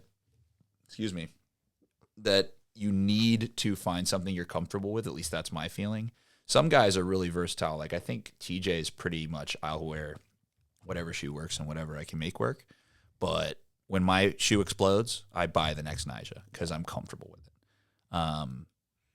As a result of that, I wrote Ja on my chest and went to an SLS event and tried to get him to sign one of my shoes because I bought just for kicks. I bought the Nija did a collab with LeBron James, and they made a shoe together. And I was like, this is incredible. And I was like, if I get the Nija signature, I'll make it my life's mission to get the LeBron signature too. So I have them both. He ultimately did not do it, but Ryan DeCenzo, great skateboarder, thought it was so funny that I wrote Ja on my chest, took a picture and posted it as a post on his Instagram. So I did not know that. If you want to see me shirtless with a huge blue Ja on my chest, you just need to go on Ryan DeCenzo's Instagram. Dang, didn't get the sig though. That's okay. No, he was too busy. There were a billion kids trying to get his signature. He is legitimately a celebrity. Oh yeah, for sure. Yeah. Certified. So, okay. So we got shoes, got the wake skate. What are we rocking? I guess rope length. I mean, so the boat on this board here, you used to have a boat like this? Still got a boat like this? What are we talking? What's this thing? That's my boat, man. I still got it. Oh, you still got her? It's on Lake Holden right now. Okay. 1999 Mastercraft Sports Star. I had that boat growing up. We sold it to Fry, good friend of mine, when I was in college. And when I started working as an attorney, was making some money, I was like, I want that boat again. And so I found one that was in really good condition, bought it. This was 2020, maybe. And it was the single best financial decision I think I've ever made. I rode that boat. All of Lake Skating 3 was filmed behind that boat. It's short. It's 19 and a half feet long. It is more like a jet ski in its ability to churn time on the water than a bigger boat where you're just sitting there. And again, we talked a little bit about this when I was riding, where you're sitting there just waiting for the boat to turn around. That boat can turn around quick. The wake is super fun for wake skating. It's very small. It's very easy to handle. I have a tattoo of the boat too. Trey, my first tattoo I ever got, Trey gave me the boat. I was like, dude, I want to get it. So Drew knew it meant a lot to me. So I absolutely love this graphic. That's based on a picture from Lake Holden. But yeah, that's my boat. I still got it. Sick. But you're doing ski laps now, or whatever you guys. I just got a jet ski, and yeah, I love riding jet ski too. I love it all. It's just different. Jet ski is really easy because I don't live on a lake anymore. That was when I had that boat and I was riding every day. It was just in my backyard. And from the time I decided, no, I had a dock. We had a dock. Oh, you had a hoist. So anytime we wanted to ride, it was from decision time in the house to riding, 45 seconds. It's really impossible to beat. That I don't have that luxury anymore. Yeah. Now, I live very close to a lake. We rode tonight. It took me a 5-minute drive, but I'm still pulling it out. The jet ski is easier for doing that. And if I don't have a big crew, just you and me or whoever, it's a lot easier and more manageable to do the jet ski. So I love the boat. I love the jet ski. I love riding cable. I don't necessarily, I go to OWC and it's a good time, but the obstacles are not made for a guy like me and the way I wake skate typically. So I go when people go because it's super fun to see my homies and talk wake skating. But trip to Valdosta or the Tampa Cable Park I had a really good time at. Yeah. Is always worth the effort. The most effort for a return is going to Virginia, though. The freaking... It's indescribable how good that place is. So I like it. So any pull is good. Any pull is good. It doesn't matter. Winching is great. If you can get up and wake skate, that's worth it. Yeah. That's it. Absolutely. I like it all. I like it too. I like the jet ski. I had a good time with the jet ski. Definitely going to be doing some more of that. Jet ski is training. You get good on that, then you go to a cable, you'll be smoking everybody, dude. So don't they have a little thing on the back of the jet ski that has like a pylon that goes up? Didn't the Sea-Doos have those way back when? They did, and I think it's like a placebo effect. Oh, I was going to say, does that make a difference? Like, I mean, it has to a little, but... It either does or it doesn't, and no one knows. I'm sure it does make a difference, but yeah, I say lower it. Train harder. You'll be better when you go to the cable or you ride a boat. You're like, oh my God, I have so much pop. This is great. Yeah, there is something to be said for that for sure. It's like when you ride in bad conditions and you get good conditions. It's like, it's all a little easier. All right, now I think it's time we dive into the first guest question. So TJ Giesey has 2, and we're going to dive into the first one right now. What's up, Grab Matters? TJ Giesey here, longtime listener, huge fan of the show and Marcus Knox. I want to take it all the way back to the wakeskating.com days. I know Marcus was a big part of that era, and I'm just curious, does he have any funny stories from meeting people IRL from wakeskating.com? Let us know. Hit you with the IRL. Yeah, he knows what he's asking about. So wakeskating.com was so freaking cool, and it was the place to communicate about wake skating. But I was pretty young when I started on there. Like, I wasn't allowed. When I started wake skating, my parents were like, you can't go on a website and talk to all these strange people. So I met Nick through it, basically. And then Fry was somebody that I really looked up to and posted a lot on there. And so I asked my parents if he could come over and wake skate. And you had a profile that had certain information, whatever you wanted to share. And I literally don't think I could speak it because it's so profane. On his profile, first off, it said he was like 45 years old, which he was not. He's a year older than me. And it also had, it's like locations. He put Orlando or whatever. But it said, I don't even know. I'll say it. You can cut it out, I guess, if it's too profane. But the location for Fry said, like, balls in my mouth, cock in my ass, or something like that.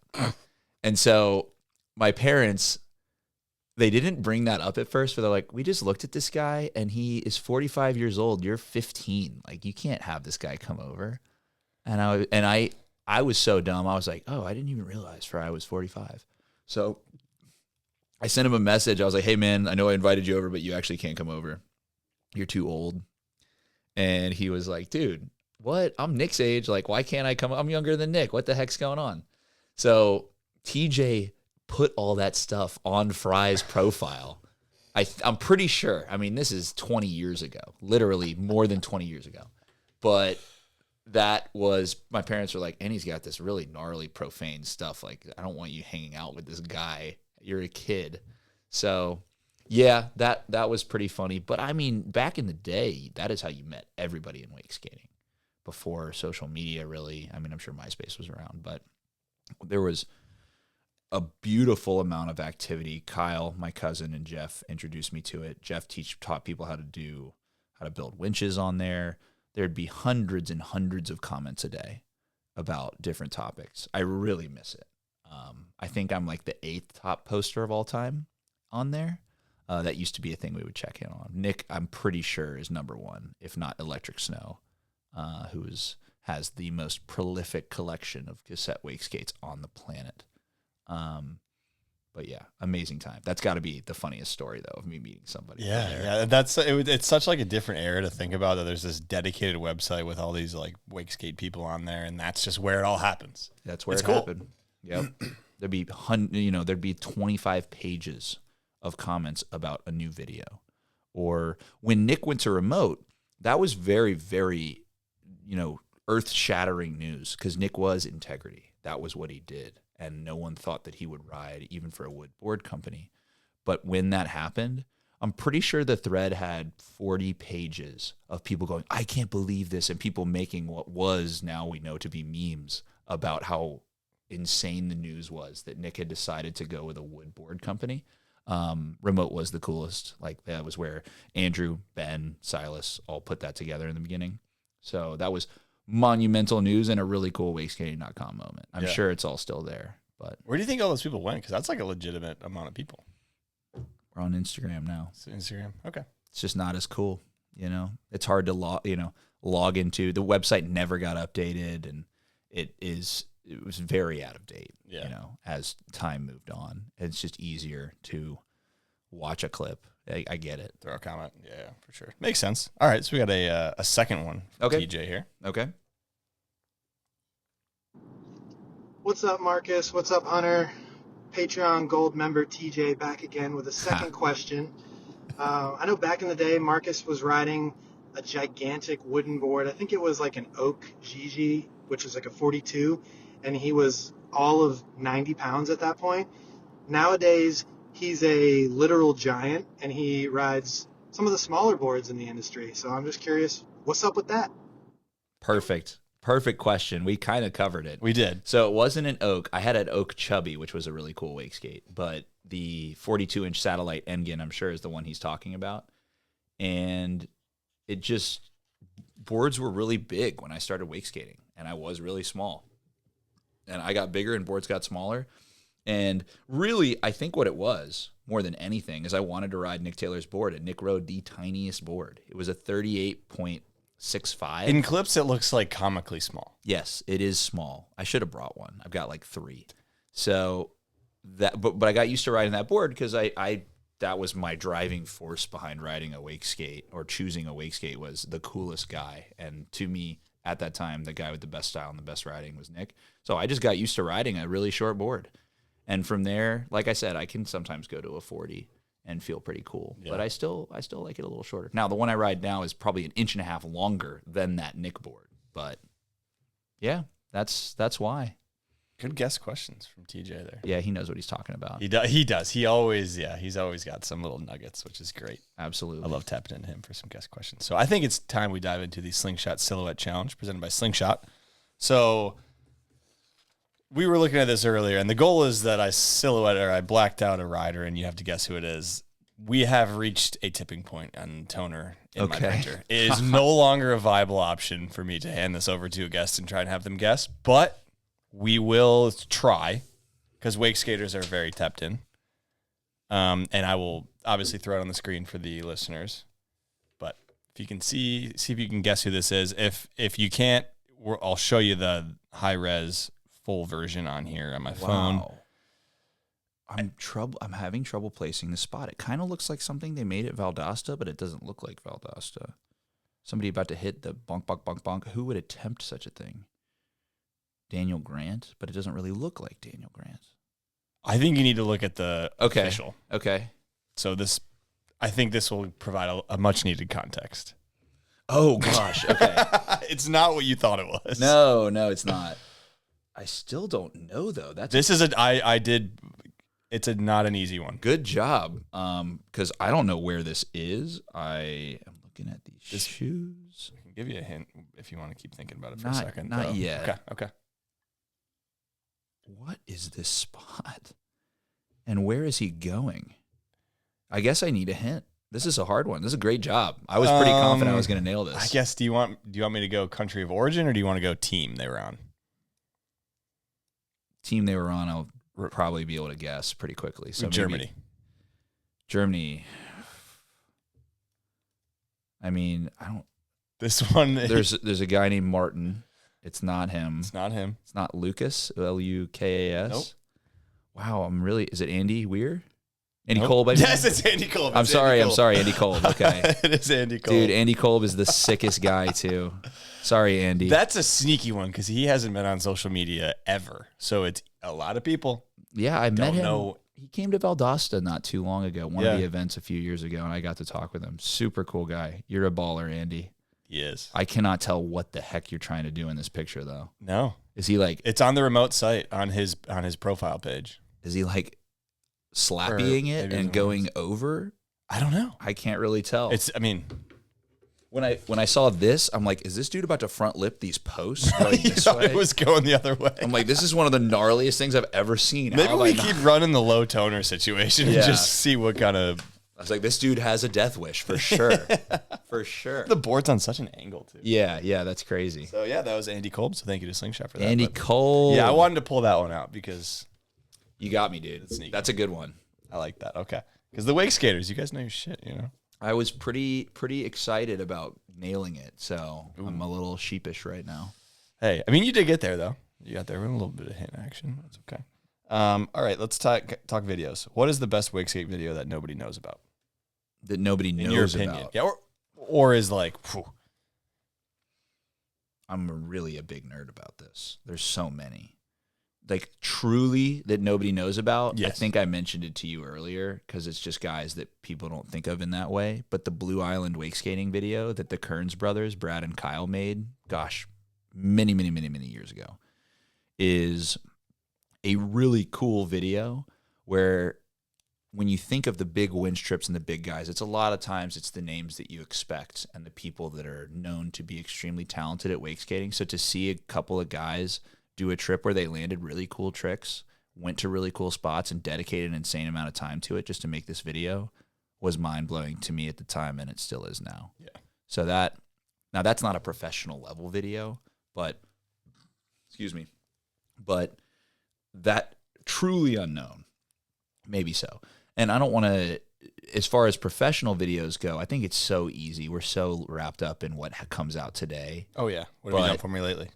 But Washed Up Before We Were Has-Beens is a really cool video the Obscura guys made and still holds up today. Has really talented guys. Aaron Reed, Danny Hampson, Trav Duran has a part. And more guys, but I went to that premiere and I was blown away. But I feel like that's kind of fallen off the lexicon because Obscura is not as important as it once was. I actually don't think they're making boards anymore. I'm not really sure. Wasn't that a Liquid Force operation? Yes. Yeah, Liquid they Force. just make the Tau, I think. Yep, it was Danny Hampson and Aaron Reed. Yeah, and that's a really cool video. I still love In Its Travels. It's a really long video for wake skating, but Kyle Walton made that. He also made the Homeless video. It was literally called Homeless, and it came in a cardboard, like it looked like a piece of discarded cardboard, and my dog ate it because that's what it looked like. But the Homeless video is really cool. Probably not a lot of wake skaters have seen it. I talked with Johan about this, not the Homeless video, but I was like, dude, what wake skate videos have you seen? And he's like, I don't really know. I haven't really watched any of them. Now, it's hard with the Vimeo situation. It's tough.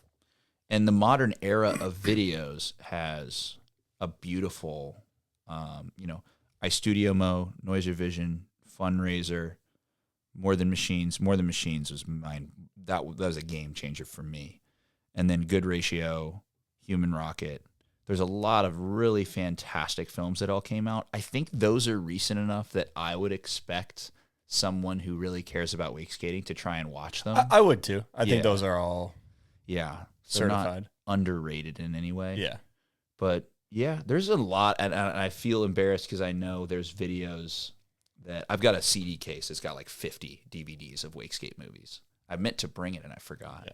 Yeah. But there's a lot of stuff out there that people don't know about. Yeah. A lot of gold on Vimeo, which is a shame because Vimeo is just kind of fallen by the wayside. And there was a solid chunk of, it was probably a decade where Vimeo was the place to put videos. I had 35 videos on Vimeo, at least, of wake skating. So, yeah, what the heck, Vimeo, corporate overlords. Yeah, and I thought they were owned by the same, they're owned by YouTube. YouTube is cooler than you. What are you doing? Yeah, Vimeo used to be the cool spot where I was like, I'm not putting my video on YouTube. I'm putting it on Vimeo. Yes. That's where it goes. And that has totally been erased. Yeah. What are you doing? They don't care. Okay, do you think people watching these videos now realize how much time and effort went into them? Like all the ones you just listed? If they've gone on a winch trip, then yes. And if they haven't, then no. Yeah. It's that simple. Johan, I just had so much fun talking to this guy on this trip because it was his first time experiencing it. The rest of us, Cole's, it's hard to imagine somebody's done as much winching as someone like a Cole. Max is younger, but has done a lot and travels and is the superstar that he is. Ollie's done a lot of winch trips and traveled the world doing it. I've done it a lot. Johan, it was his first time. So he gained, I think, a respect for the process and how difficult it is because it was his first time. It was cool to see that realization and talk to him and hype him up about it because he was so hype and he's so good. So it was awesome. It also probably gets him stoked to like go and rewatch some videos where it's like, oh, now I kind of understand the process a little bit better. It's like, oh, a little more respect. Yeah, you watch a kickflip down a drop, and it's easy to be jaded because there's a lot of good guys doing a lot of good kickflips, hitting a lot of drops. But then when you go and try 25 in a row for a spot that's not like a massive spot, but it's that hard, you gain a new realization and appreciation for it, for sure. 100%. Love that. All right, let's talk Human Rocket. Your part. Let's go. Insane. Thanks. From me, who doesn't really know shit about wake skating, there's just a lot of flip tricks in this unit. A lot. Yeah, I kind of made it a mission to do every flip trick I could for the video. I tried. Did you come close to, or did you succeed? Come close to succeeding? I don't think I did every trick that I can do. Like I didn't laser flip a drop at that point. And I've learned some stuff since then that I've involved in other videos. But I tried. I definitely tried. And I was really motivated. It was hard, though, because that was right when I started college. And so I just spent my summers, the 2 summers, it was like sophomore summer and junior year summer, traveling with Drew and going to Ohio to their place and trying to do as much as I can. But it was a lot of catch up. I would just go hard riding jet ski every day for the first 2 weeks of summer so that I got good again to go. And it is crazy, though.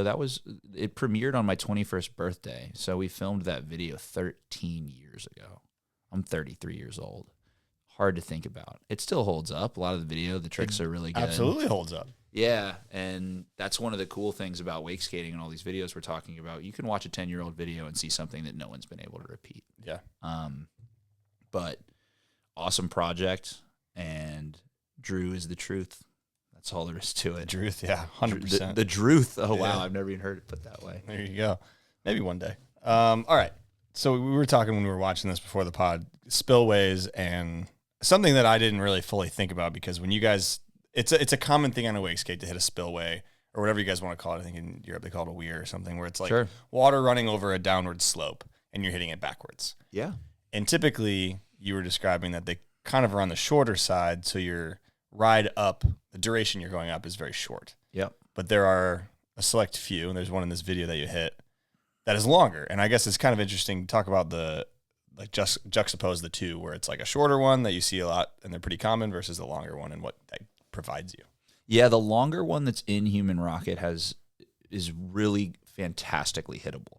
The awkward things, the dam itself in that video, it's probably 40, 50 feet tall. So the weird part is when you start, you can't see anything. You can't see what you're about to land on, and you're just riding up this gigantic dam. If you're standing, that dam is also like hundreds and hundreds of feet long. It's an enormous spot. And in an Austin video, when Austin went pro, he went down it, which was crazy, at a different part where it was actually doable, but I would never do that. Incredibly dangerous. And when you have the benefit of all that time, you get to set up a little more like you would for a cable or a jet ski or a boat. And so having that prep time allowed, I think, us to land a lot of tricks up it. Now, there's something to be said for spots where there's more flow, so you get a bigger pop off the end. There's more to push into or something? Yeah, but the advantage of the prep time, like you hit the bottom of the dam and you're like, okay, here we go. We're still going. Now it's time to do the trick. And I love hitting spots like that. I love it. Are you looking at your feet as you're going up? So like, let's say you go from the flat to the up, and as you're on the up, are you looking down, feet are in a good spot, looking back up, now I'm ready to go? You pretty much described it exactly. Getting my feet set up and then looking at the dam. But for shorter ones, you're just hoping you get your feet set up right. You're not having that look down, look up, not adjustment. Enough time. There's not enough time. You got to. Yeah. I hit a tiny little pop-up spot in the Netherlands video, Holland. It was a kayak shoot. So that was what Ollie and Cole went up, and they hit the rail. Yeah. But I just did the kayak shoot, which was really fun. I didn't know that's what that was. That's kind of sick. People came and were just like kayaking down the river just to make it easy for them to get down the dam. But kids were like sliding down it while we were there and jumping off the bridge. It was pretty hysterical. Sick. These kids came back. They asked us if we wanted anything. They went to a grocery store, got these snacks. They're like, you have to try these Netherlands snacks. And there's a clip of Cole and Trav like eating a snack at that spot. It's because those kids brought it to us. Sick. And they wanted us to try it. Yeah, it was cool. Shout out the kids. Yep, they were hype. Sick. Okay. Anything from Human Rocket? I mean, that like gave you trouble. Obviously, that one in Chicago was like 20 to 30 tries you were talking about, but that one took a really long time. The Varial heel down the Jacksonville brick spot, that huge spot. The big one. That was really difficult, but honestly, it actually didn't take me too many tries. I think it took me like 10, but it was just a weird day. We got trespassed from that spot almost immediately after I landed it, so that kind of makes it more hype. But it was a solo winch mission. I don't know why we used to do this, but it was me and Tyler Maxwell, just me and him driving around the state, and we set up a like tripod camera, and the other person operated the winch. Well, you do what you got to do to make it happen. Yeah, so it was just the two of us, and I landed that. It's probably the biggest flip trick I've ever done, probably. And so I don't know where the raw clip is, but me and Tyler were just freaking out by ourselves at this spot that I landed it, and then the winch broke the next day, so that ended the trip. But that's kind of a cool story. Big spin heel flip down the down M gap, the ender of the trip. That took me a little while, and I had always just wanted to string those tricks together. I think people know that those are tricks I'm kind of consistent on and I'm kind of known for, but I hadn't put them together at cool winch spots before, and I really wanted to. And M-Gap was, because of Nick's frontside flip down it that he did, that was the cover of Alliance at one point. It was like the holy grail. That's where you do a really big trick. So I really wanted Beautiful to do. spot. Yeah, it's very artistic. Yeah. I was just looking at the book you have here of one of the Water Monsters trips and those guys hitting it, and it's just a beautiful spot. Yeah, it's like, why does it look like that? But it's so perfectly sculpted, and it's amazing. Yeah. So, all right, I think we dive into another guest question from Jordan Schwaller. Okay. What's up, guys? Marcus, super excited that you're doing the Grab Matters podcast. Can't wait to hear what y'all talk about, and always good to hear another fellow wake skater on the pod. Couple things for you. First off, walk me through what it was like to go pro at the spills with all the homies, getting your pro model with Water Monsters, having been in wake skating for so long, seen a lot of success, one of my favorite riders to watch. Just want to hear from you what that felt like to finally, achieve that milestone. Something I think we all had striven to at some point. Secondly, how do I get out of my lease? Perfect. Love you, buddy. Can't wait to hear how this goes. See ya. Love you too, Jordan. I love it. Yeah, great questions. The first one, actually, I'll do the lease question first. Okay. The reason he asked me that is, as I kind of shared, I don't practice law anymore. and I was a personal injury lawyer, so I didn't really do anything with leases. But since people know that I was a lawyer, It's just the word lawyer. What people call me about, and they legitimately want to know, is if they can get out of their lease and why they're being charged so much money to do so. I get a call like that maybe once a month, sometimes more often than that, from someone that's a casual acquaintance. And I say, what does the lease say that you signed? Well, it says I have to pay all this money if I break the lease. I said, okay, well, then that's what you're going to have to do. How can that be? I said, well, you signed it, so you agreed to it. It's pretty simple. It's an open shut case, I think, is what they call that in the industry. Yeah. Getting my pro model board was like very emotional, and it's kind of cheesy to say, but I was crying. I was super, super stoked. I didn't think I was ever going to get one, and to do it for the team that I'm fairly confident is the coolest wakeskate team. And from a guy like Drew, who is universally regarded for good reason as the best wake skater in the world, meant a lot to me. And like, I was so stoked. Travis got his at the previous event, and I wasn't there. So I was like, dang, Travis got his board. So well deserved. Travis is one of the best wake skaters in the world. But I was definitely like, okay, well, I guess that's I'm not getting one. That's what's gonna happen. It's all good. Like, that's fair. And then for it to actually happen, and they surprised me. They really did. They put it up on this gigantic screen. I was going to say with the LED board or whatever, right? Yeah, which was crazy. And then Cole and Trav were there, who are my guys. It meant a lot, and it still means a lot to me. Thanks, Drew. You're the man. I really appreciate it. Keep the surprises going with anyone turning pro, wake skate, wakeboard. I don't Heck care. yeah. The surprise is the best part. It is. This is the best part. It is. I cried like a little baby, and was very, very excited. Thank you for the question, Jordan. So I think we actually tap into lawyering, attorney, law. Okay. Why, I guess, did you decide to pursue this course of career? Why did I decide to become a lawyer? Yes. And then Why did you stop? Why did I stop? Yeah, because I feel like once you're a lawyer, like all the lawyers I know, they're still lawyers. Yeah. I decided to become a lawyer because my degree was in elementary education, and figured out eventually that I was not going to have a career that would support the kind of family or income that I wanted to have. And also, a law degree does not require any specific undergraduate degree. So you could I had a great GPA because everyone who gets an elementary education degree has straight A's. So everyone's like, oh, wow, you got a 4.0. So I got a big scholarship. I always thought I would enjoy it. I went on trial team, and I was the president of the trial team at the University of Florida Law School, won some pretty big trial competitions. So I thought I was really going to do that for life. I was not talked into it. My cousin and I had a big night where he wasn't able to get a job in finance, and I was wondering about my future. And so we were like, hey, this is something we can both do. Now he chickened out. He became a finance guy. But I stuck with it. And then I got in the job, and look, long story short, I still have really great friends in that industry, and I really respect all the people that I worked with. It wasn't for me. And leaving was tough. And I felt like I had let people down, felt like I'd let myself down. But I took the opportunity to travel, and my buddy Logan and I, who was the party edit guy, it was right when COVID was happening. So he didn't have a job at the time. I had just quit mine. And we just moved into my truck and drove across the country for like 7 months.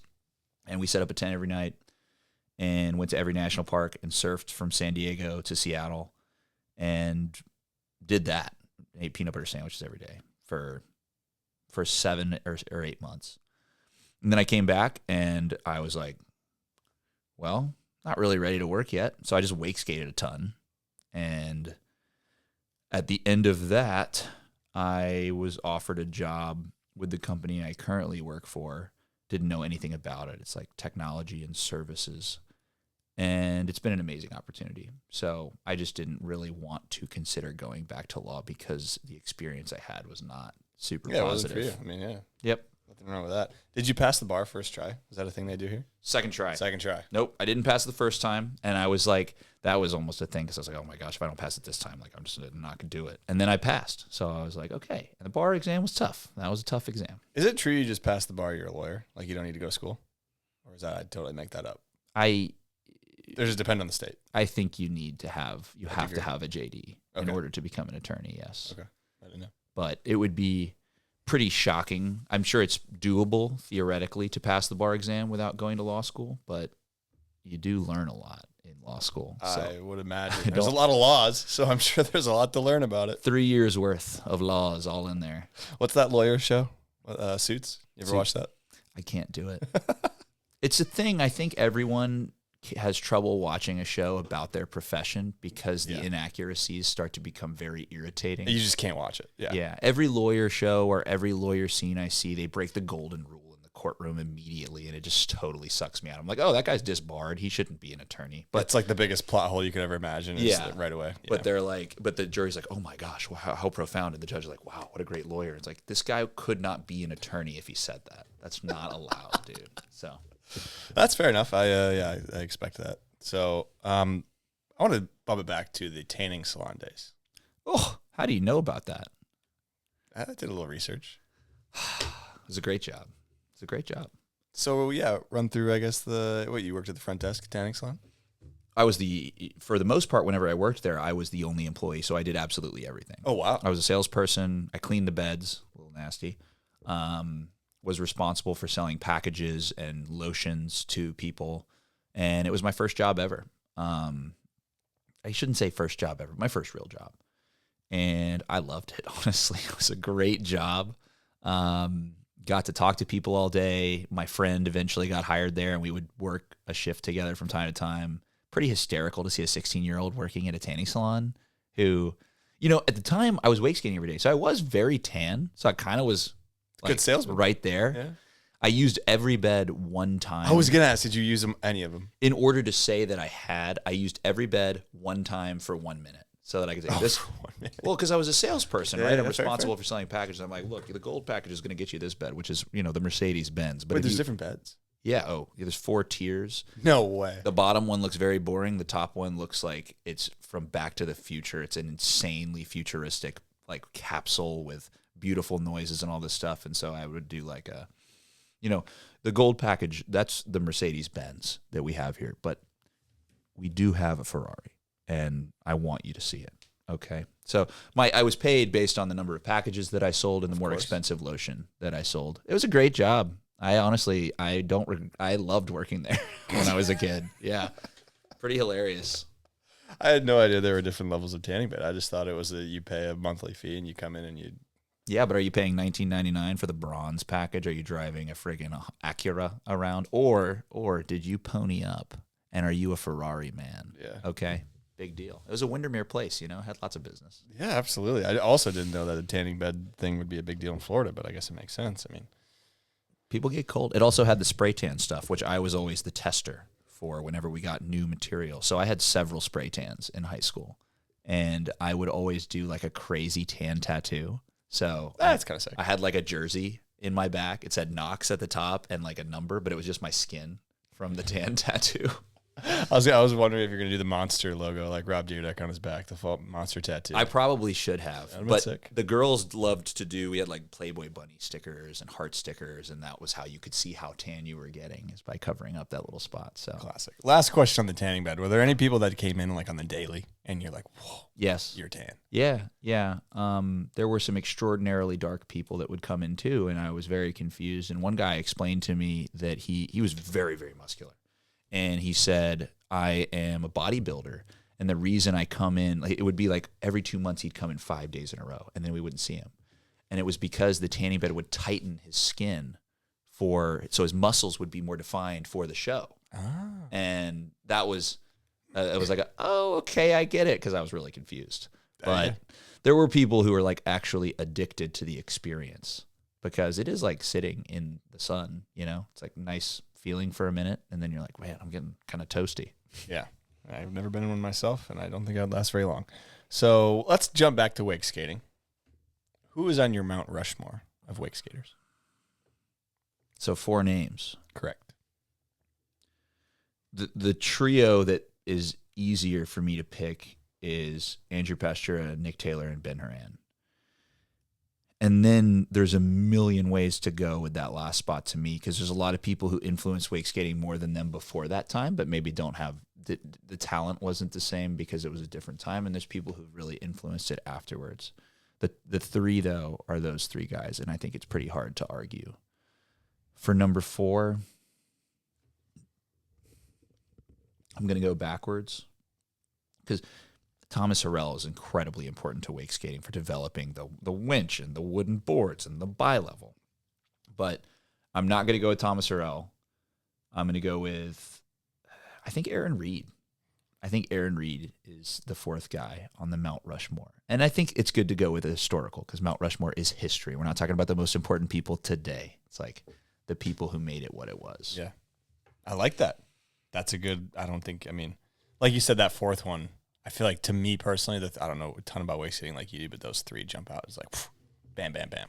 And when I was coming up, those were the 3 guys that were coming up, I don't know, 5 years older than me. And it was when they put something out, everyone stopped what they're doing. And that's how you know. Like, it's if everybody stops what they're doing and watches and clicks. So who's the GOAT? I hate that term, but I'm going to go with, it's got to be Andrew Pastra. Okay. To me. I think if Andrew probably hasn't wake skated this year, probably, I don't know. But if he did ride today, I think he'd still be better than every single person at wake skating. I rode with him in Vegas. This was 2.5 years ago. We did that trip. And it's funny, he picked me up in San Diego. I flew there, and then we drove to Cole's house in Arizona. So after like a 5 or 6 hour flight, I was on a 4-hour drive with Drew. And I was like, are you throwing this trip together for us just to hang out and for us to winch? Or are you going to ride? He's like, yeah, I think I'll ride. And then he rides, and he's incredible. And even then was doing stuff that we can't really do, or certainly not with the ease and the skill and the style that he does. It doesn't hurt that he's the nicest, most humble person on the planet and really cares and throws this stuff together so that we can all hang out and still ride. His filmography is unimpeachable. Like, we just watched his human rocket part, and I'm like, dude, as crazy as this part is, he probably has like 9 crazier parts. Yeah. It doesn't even make sense. What did you send me last night where I replied? I was like, holy shit, Andrew is so fucking good. Oh, that was just a random one from I've never seen that before. Water Monsters was a blog spot before it was a board company. And in the beginning, it was Drew and Matt Hooker. They used to call it Grub's Spot, but it was a pond with that rail. Yeah. And they were posting videos on that rail and then doing other stuff. But that crazy individual clip I sent you, that was actually his backyard spot before the water came up. Okay. So it was the first little bit of water, and it was massive. There's a video beyond that of it somewhere. But it was just too huge. So they probably had like 30 videos on there that are all absolute gold and incredibly tough wake skating. Maybe 20 years old at this. No, it can't be that old. Maybe 16, 17 years old at this point. Still holds up. Yeah, still incredible. Certified Andrew Pastura. Let's talk laser flip. How long did it take you to learn the laser flip? I don't remember the first one I did. When did it pop in your mind? Where you're like, when I got good at varial heels and then big spin heel flips. Big spin heel flip is a laser flip plus a body 180, but it's easier than a laser flip because it's more motion. Wow, I don't know when I first did one. You don't know the first one? I'm trying to think. I don't really. That's just that casual for you. No, I do know the first one, and it's in a We Subsist video. And I was filming with Tad Matthews. Oh my gosh, maybe it wasn't the first one, but I might have landed one that week. And I was like, dude, I really want to try and get it on film. I'm trying to remember, but it was on an Integrity, and Tad Matthews was filming for a little We Subsist part. I wonder if I could find that. James McQuiggan was there, if I'm not mistaken. It's just a trick that works for me. It makes sense to me. I guess it doesn't make sense to a lot of other people because I don't see too many people doing it.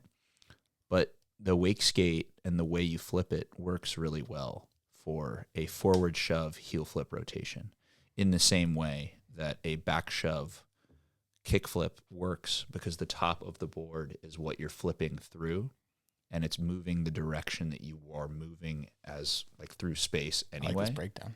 And so I think it's a very logical trick on a wake skate. Varial heel is, for instance, varial heel is way easier than a heel flip, like significantly easier than a heel flip. Straight heel flip, I would say like a big spin heel flip from time to time is easier than a straight heel flip. Because you need so much leverage to do a heel flip, and you get that leverage when you do a front shove. It's in the right spot. But to do a heel flip, you're almost backwards sometimes. And I did a big change in the way I did that trick because at first I just bopped it, meaning got this coaster here. From TJ. Oh, really? Yeah, thank you, TJ. Oh, man. See, everybody gives you gifts. I didn't know that, dude. I need to get you something, dog. But the way I used to do a heel flip is you ollie, get as high as you can, and then just bop with your heel. Okay. And in that Human Rocket video, that is the way that I did heel flips. I don't do it that way anymore. My foot's almost backwards on the board, like really bizarre looking. And it allows you to get a little more leverage against it. You either roll with like the side of your foot or your toe or your heel or your whole foot and push through it. It allows it to be more consistent, but it is crazy at first to get your foot set up that way. And you're like, I can't ride a board this way. But once you're able to, it is far more consistent, in my opinion, to be able to land the trick. Yeah. That's fascinating because I was going to ask you about heel flips because, like you said, not a lot of people just do heel flips. Any heel flips, like, it's not. I try and do, when I'm consistently riding, like before the Netherlands and before I go to Wakeskate Tour events and Wakeskate League events, I just sit and do 10 kick flips and 10 heel flips every set. Because if you get those basics down, and if I can pull off a heel flip in a contest, I feel really good because I think the judges know that it's a lot harder. I could do a varial heel flip pretty consistently, without a lot of practice. But if you can throw it on a heel flip or a frontside heel flip, those are significantly levels higher of difficulty than a frontside big spin heel flip or a varial heel flip. Interesting. These are little tidbits I didn't know. Yeah, and then the backside heel flip and the inward heel flip are straight up impossible. Yep, I could see the backside heel flip being. I've landed like 5, and I'm incredibly stoked on the ones I've done. And I still, every once in a while, when I'm feeling myself, I'll try a few, and it is freaking hard. Yeah. Did you watch, so Lake Skating 3? Yeah. I land the backside heel, and you hear Jake go, that's a 5-year battle, baby. He's not lying. Like, I've tried that trick for 5 years before I landed it. That's got to feel good, though.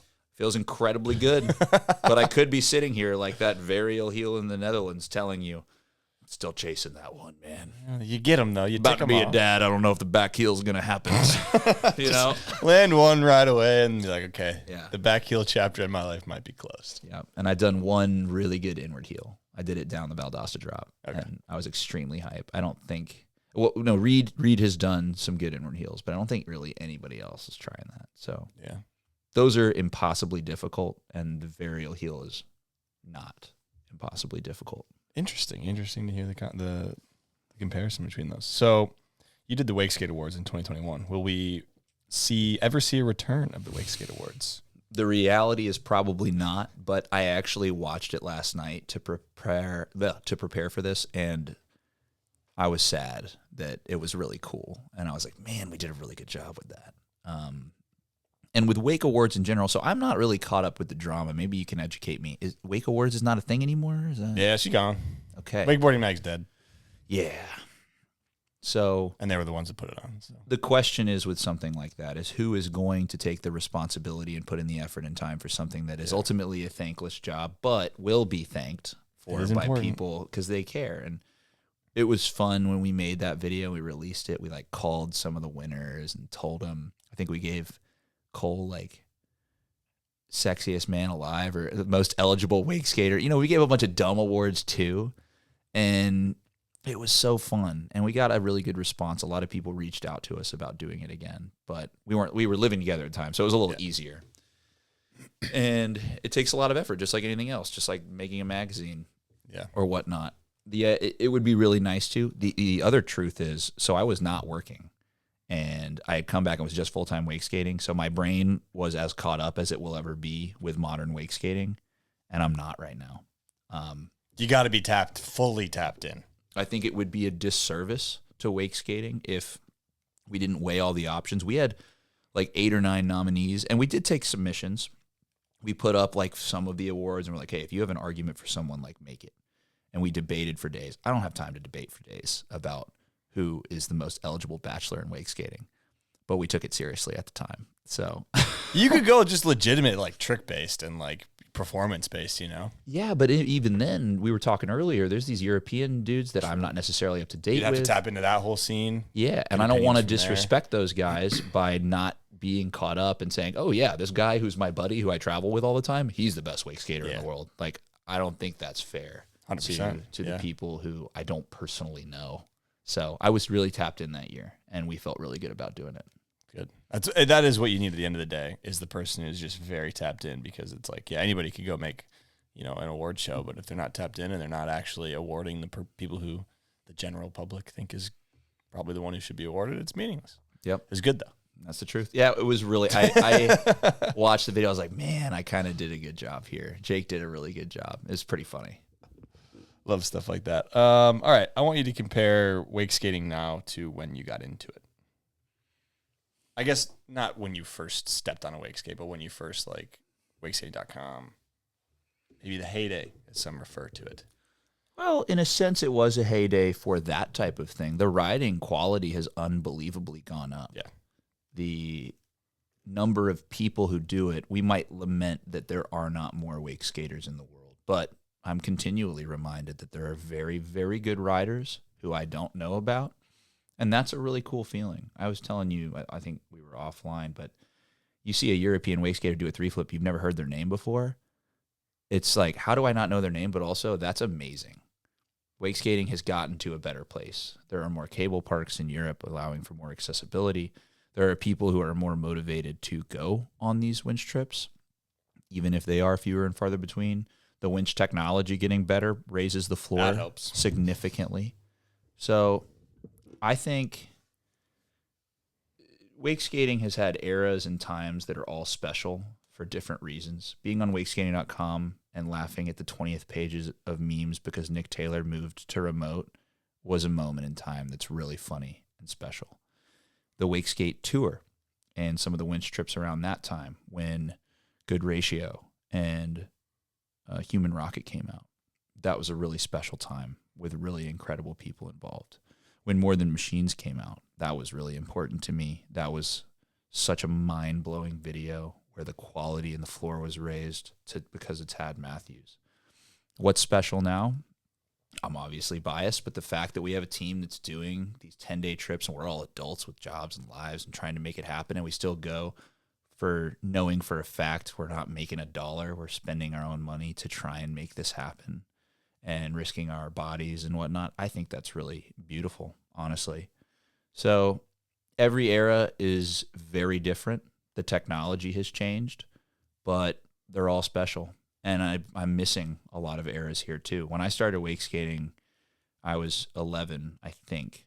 And there was stuff going on there that I'm sure the generation before me thinks that was this beautiful, amazing thing. And it probably was, but I wasn't sophisticated or old enough to recognize it at the time. Yeah.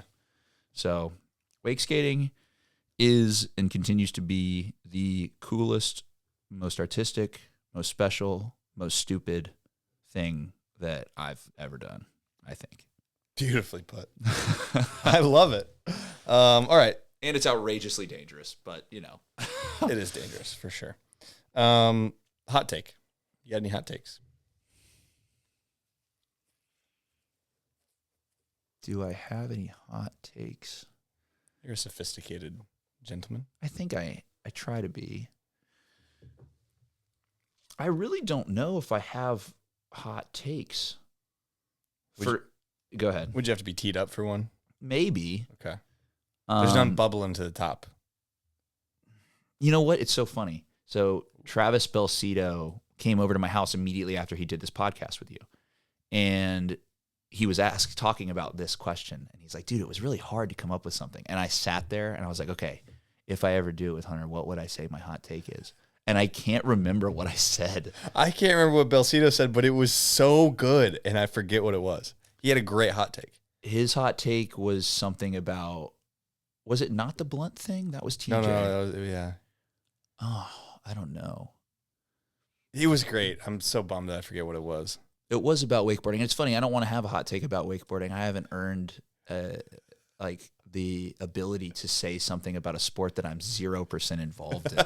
That's what I think about those guys doing that. I'm like, we don't wakeboard. Why are you? I don't know. But If you don't, I mean, there's nothing wrong with not having a hot take, especially at the top of your head. I don't know. Wake skating for fun and being a fan is really cool. And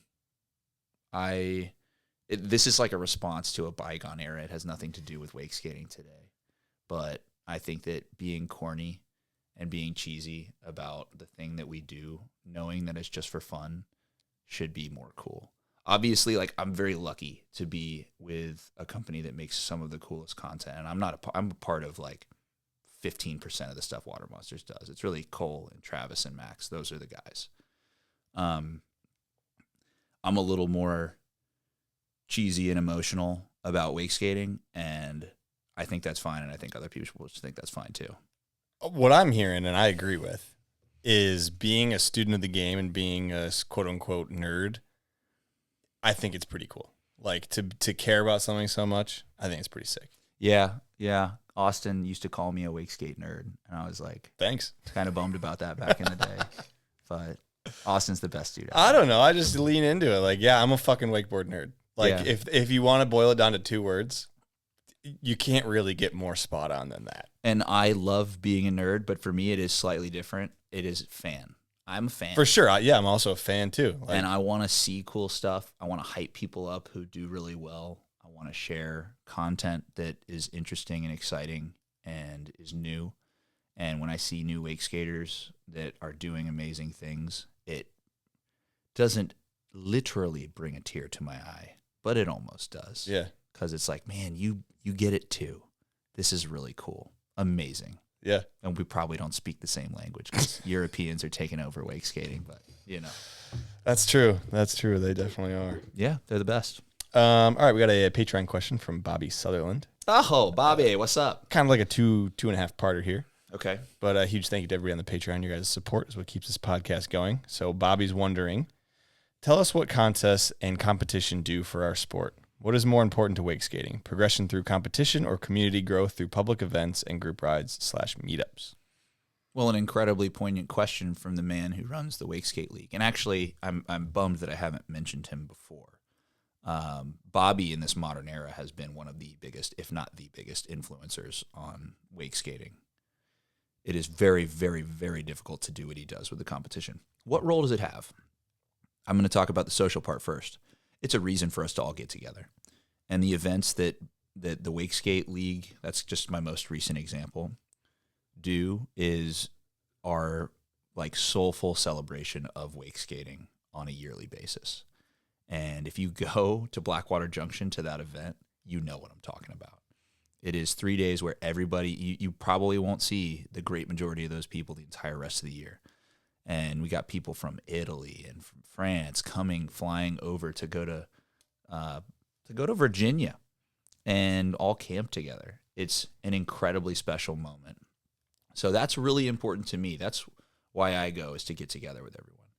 Now, I care a lot. Oh my God, the competition. It's hard to talk about because we all think we're really, really good. And then the rubber meets the road.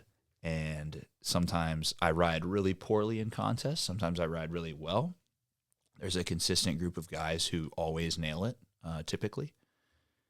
And seeing that progression and what the best in the world can do when given a setup is critically important. And we have to keep doing it because it's one thing to watch a video of all of us going to the Netherlands. And compared to what we would all do at the spot in Virginia, for instance, it's not as good. Like the actual tricks we're doing, because it's winching, because there's so much work involved, I can do harder tricks more consistently down the perfect setup like Virginia than I could at any random winch spot. And you're not going to find a spot where Maxime Giesey can do a tray flip lip slide, for example. Maybe we will. Maybe we will find a wild winch spot where he can actually do that. But you're not going to see that type of stuff. I'm not going to be able to varial heel backlip a ledge out in the wild, most likely. So those competitions, excuse to get together socially with all wake skaters, which is incredibly important and special. Two, you're going to see the craziest thing is the competition is actually where the highest level of wake skating happens because it's a reason for all of us to go to the best setups in the world, which right now, pretty close. It's got to be Virginia. It's got to be Valdosta. And Bob has an amazing spot in his backyard too. So it is an opportunity to share that, wow, I saw Travis Belcito's video where he does a kickflip down the spot, but he's doing kickflip or front tail kickflip down the drop. Yeah, it's leveled up at these contests. It's leveled up. Now you can spend time there and do extra stuff, but you will see the highest level of wake skating, video part or not, at some of these contests. That's been consistent. Cole does 10 kickflip backflips in a row. What? Where are you going to see that? So they're hugely important. They're hugely special from an emotional perspective and from a level of wake skating perspective. Very well put. I mean, I think it applies obviously to wake skating. It also applies to wakeboarding, and it really applies to any activity or any sport, on a broader scale, which is the way you put it is very well. So thank you for the question, Bobby. Thank you, Bobby. That was very from the man himself, I guess. If there was a Mount Rushmore of like the last 5 years, Bobby's on the top because he put together the Wake Skate League is a crazy difficult operation to do. And we wouldn't and couldn't have done it without Bobby. Where do you see wake skating going in the future? I don't know. I haven't been able to predict anything that's happened in wake skating. The downfall of like wakeskating.com era, the most important people today, it's so normalized, but to think that for me, and I'm very biased, that Travis and Cole are two of the best wake skaters in the world, that's hilarious to 10 years ago me. Because we were the guys who were like, kind of fringe, whatever, doing what you can. So I see a lot of young guys that I don't know being extremely good. That's what I know will happen. Other than that, couldn't freaking tell you, man. Could not freaking tell you. We don't know where this ship is sailing. No. But it's going to keep sailing. Yep. That's for sure. Yes, sir. All right. I mean, that's all I got on my end. Is there anything else you want to touch on before we wrap this up? Go winching if you can. Shout out to everybody who rode a wake skate today. What I always think about, like today even, when we went riding, is did anybody else do a Varial heel flip on a wake skate today? I wonder. How many people actually set foot on a wake skate today and rode? It's a fascinating thing to think about. Is it 20 people? Is it 5 people? Is it 100 people? It really could depend. And that I always remind myself, if you're going wake skating, to think about that and think about how special it is what you're doing, even if you're someone who is blessed enough to ride a lot, which happens a lot for me sometimes, and sometimes it's not. I've ridden once since that Netherlands trip. Yeah. And so I try to remember, man, maybe there's 6 people in the world today, and maybe one of them did a kickflip, and maybe nobody else did a varial heel. Like, that's pretty special. And so I urge you, if you are going wake skating and you are not very good yet or learning or getting better, just remember you're doing something that you're probably not many other people are doing. And if you put in the effort to do it, you deserve recognition and you deserve to feel good about it and prideful about it. Because it's cool. It's pretty cool. Not much is cool. So wake skating's pretty cool. I love that. That's true. Not much is cool. Yeah. Wake skating's pretty fucking cool. All right. Well, thank you so much for coming on. It was a blast having you on in wake skating today. Obviously, we're going to be doing that a little bit more, especially now that winter's coming. This is the best time. It is. Me, at least. The lakes are less busy. Not We're too right hot. here. I didn't know you lived so close to it. I'm not trying to like blow up your spot, but yeah, we live pretty close. Yeah, it is. It's nice. It's nice to be in this area for sure. Not on a lake, but by the lake. So I got to start getting on it more on the ski. The ski just feels right. It's when fun. you picked me up on the dock, it just felt right. Yep. I liked it. It's a good vibe. So we'll learn maybe a 3 shove by the end of the year. We'll see. You can learn a 3 shove this week, dude. You just need to ride 2 more times. And I'll get You really think that? You really think so? with the comfortability you're at, you have to make a slight change, and you need to try like 20, and you'll land one. Okay, before we wrap this up, where are we at on the jorts? Have they hit the wake skate scene yet, or I think some people wear. I think jorts. Belcito rocks jorts for sure. Yeah, wake skating style is interesting. It's always been more clothing oriented in general than like water wear, which I don't really do because I will wear my board shorts and I'll wear a life jacket kind of over my shirt. But in general, I think people are pretty down to just wear clothes wake skating. Yeah. And jorts have, I'm sure, been a part of it at some point or another. Technically, do you think they're going to hold me back?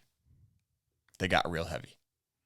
I mean, you don't want that. If you can avoid it, I wouldn't wear something that gets really heavy. But no, if you were to blame the lack of a 3 shove after 20 attempts on your jorts, I would find you quite silly. I would never do that.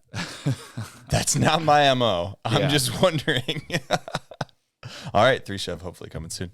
All right, thanks everybody for tuning in. Thanks a ton for coming on, Marcus. It was a blast hanging out with you today and having you on the pod. If you guys are interested in supporting the podcast, one of the Patreon is the best way to do so. If you guys are liking what you're seeing, make sure to share with a friend or like, comment, subscribe on YouTube. And until next time, we'll see you guys. Thanks, everybody. Bye.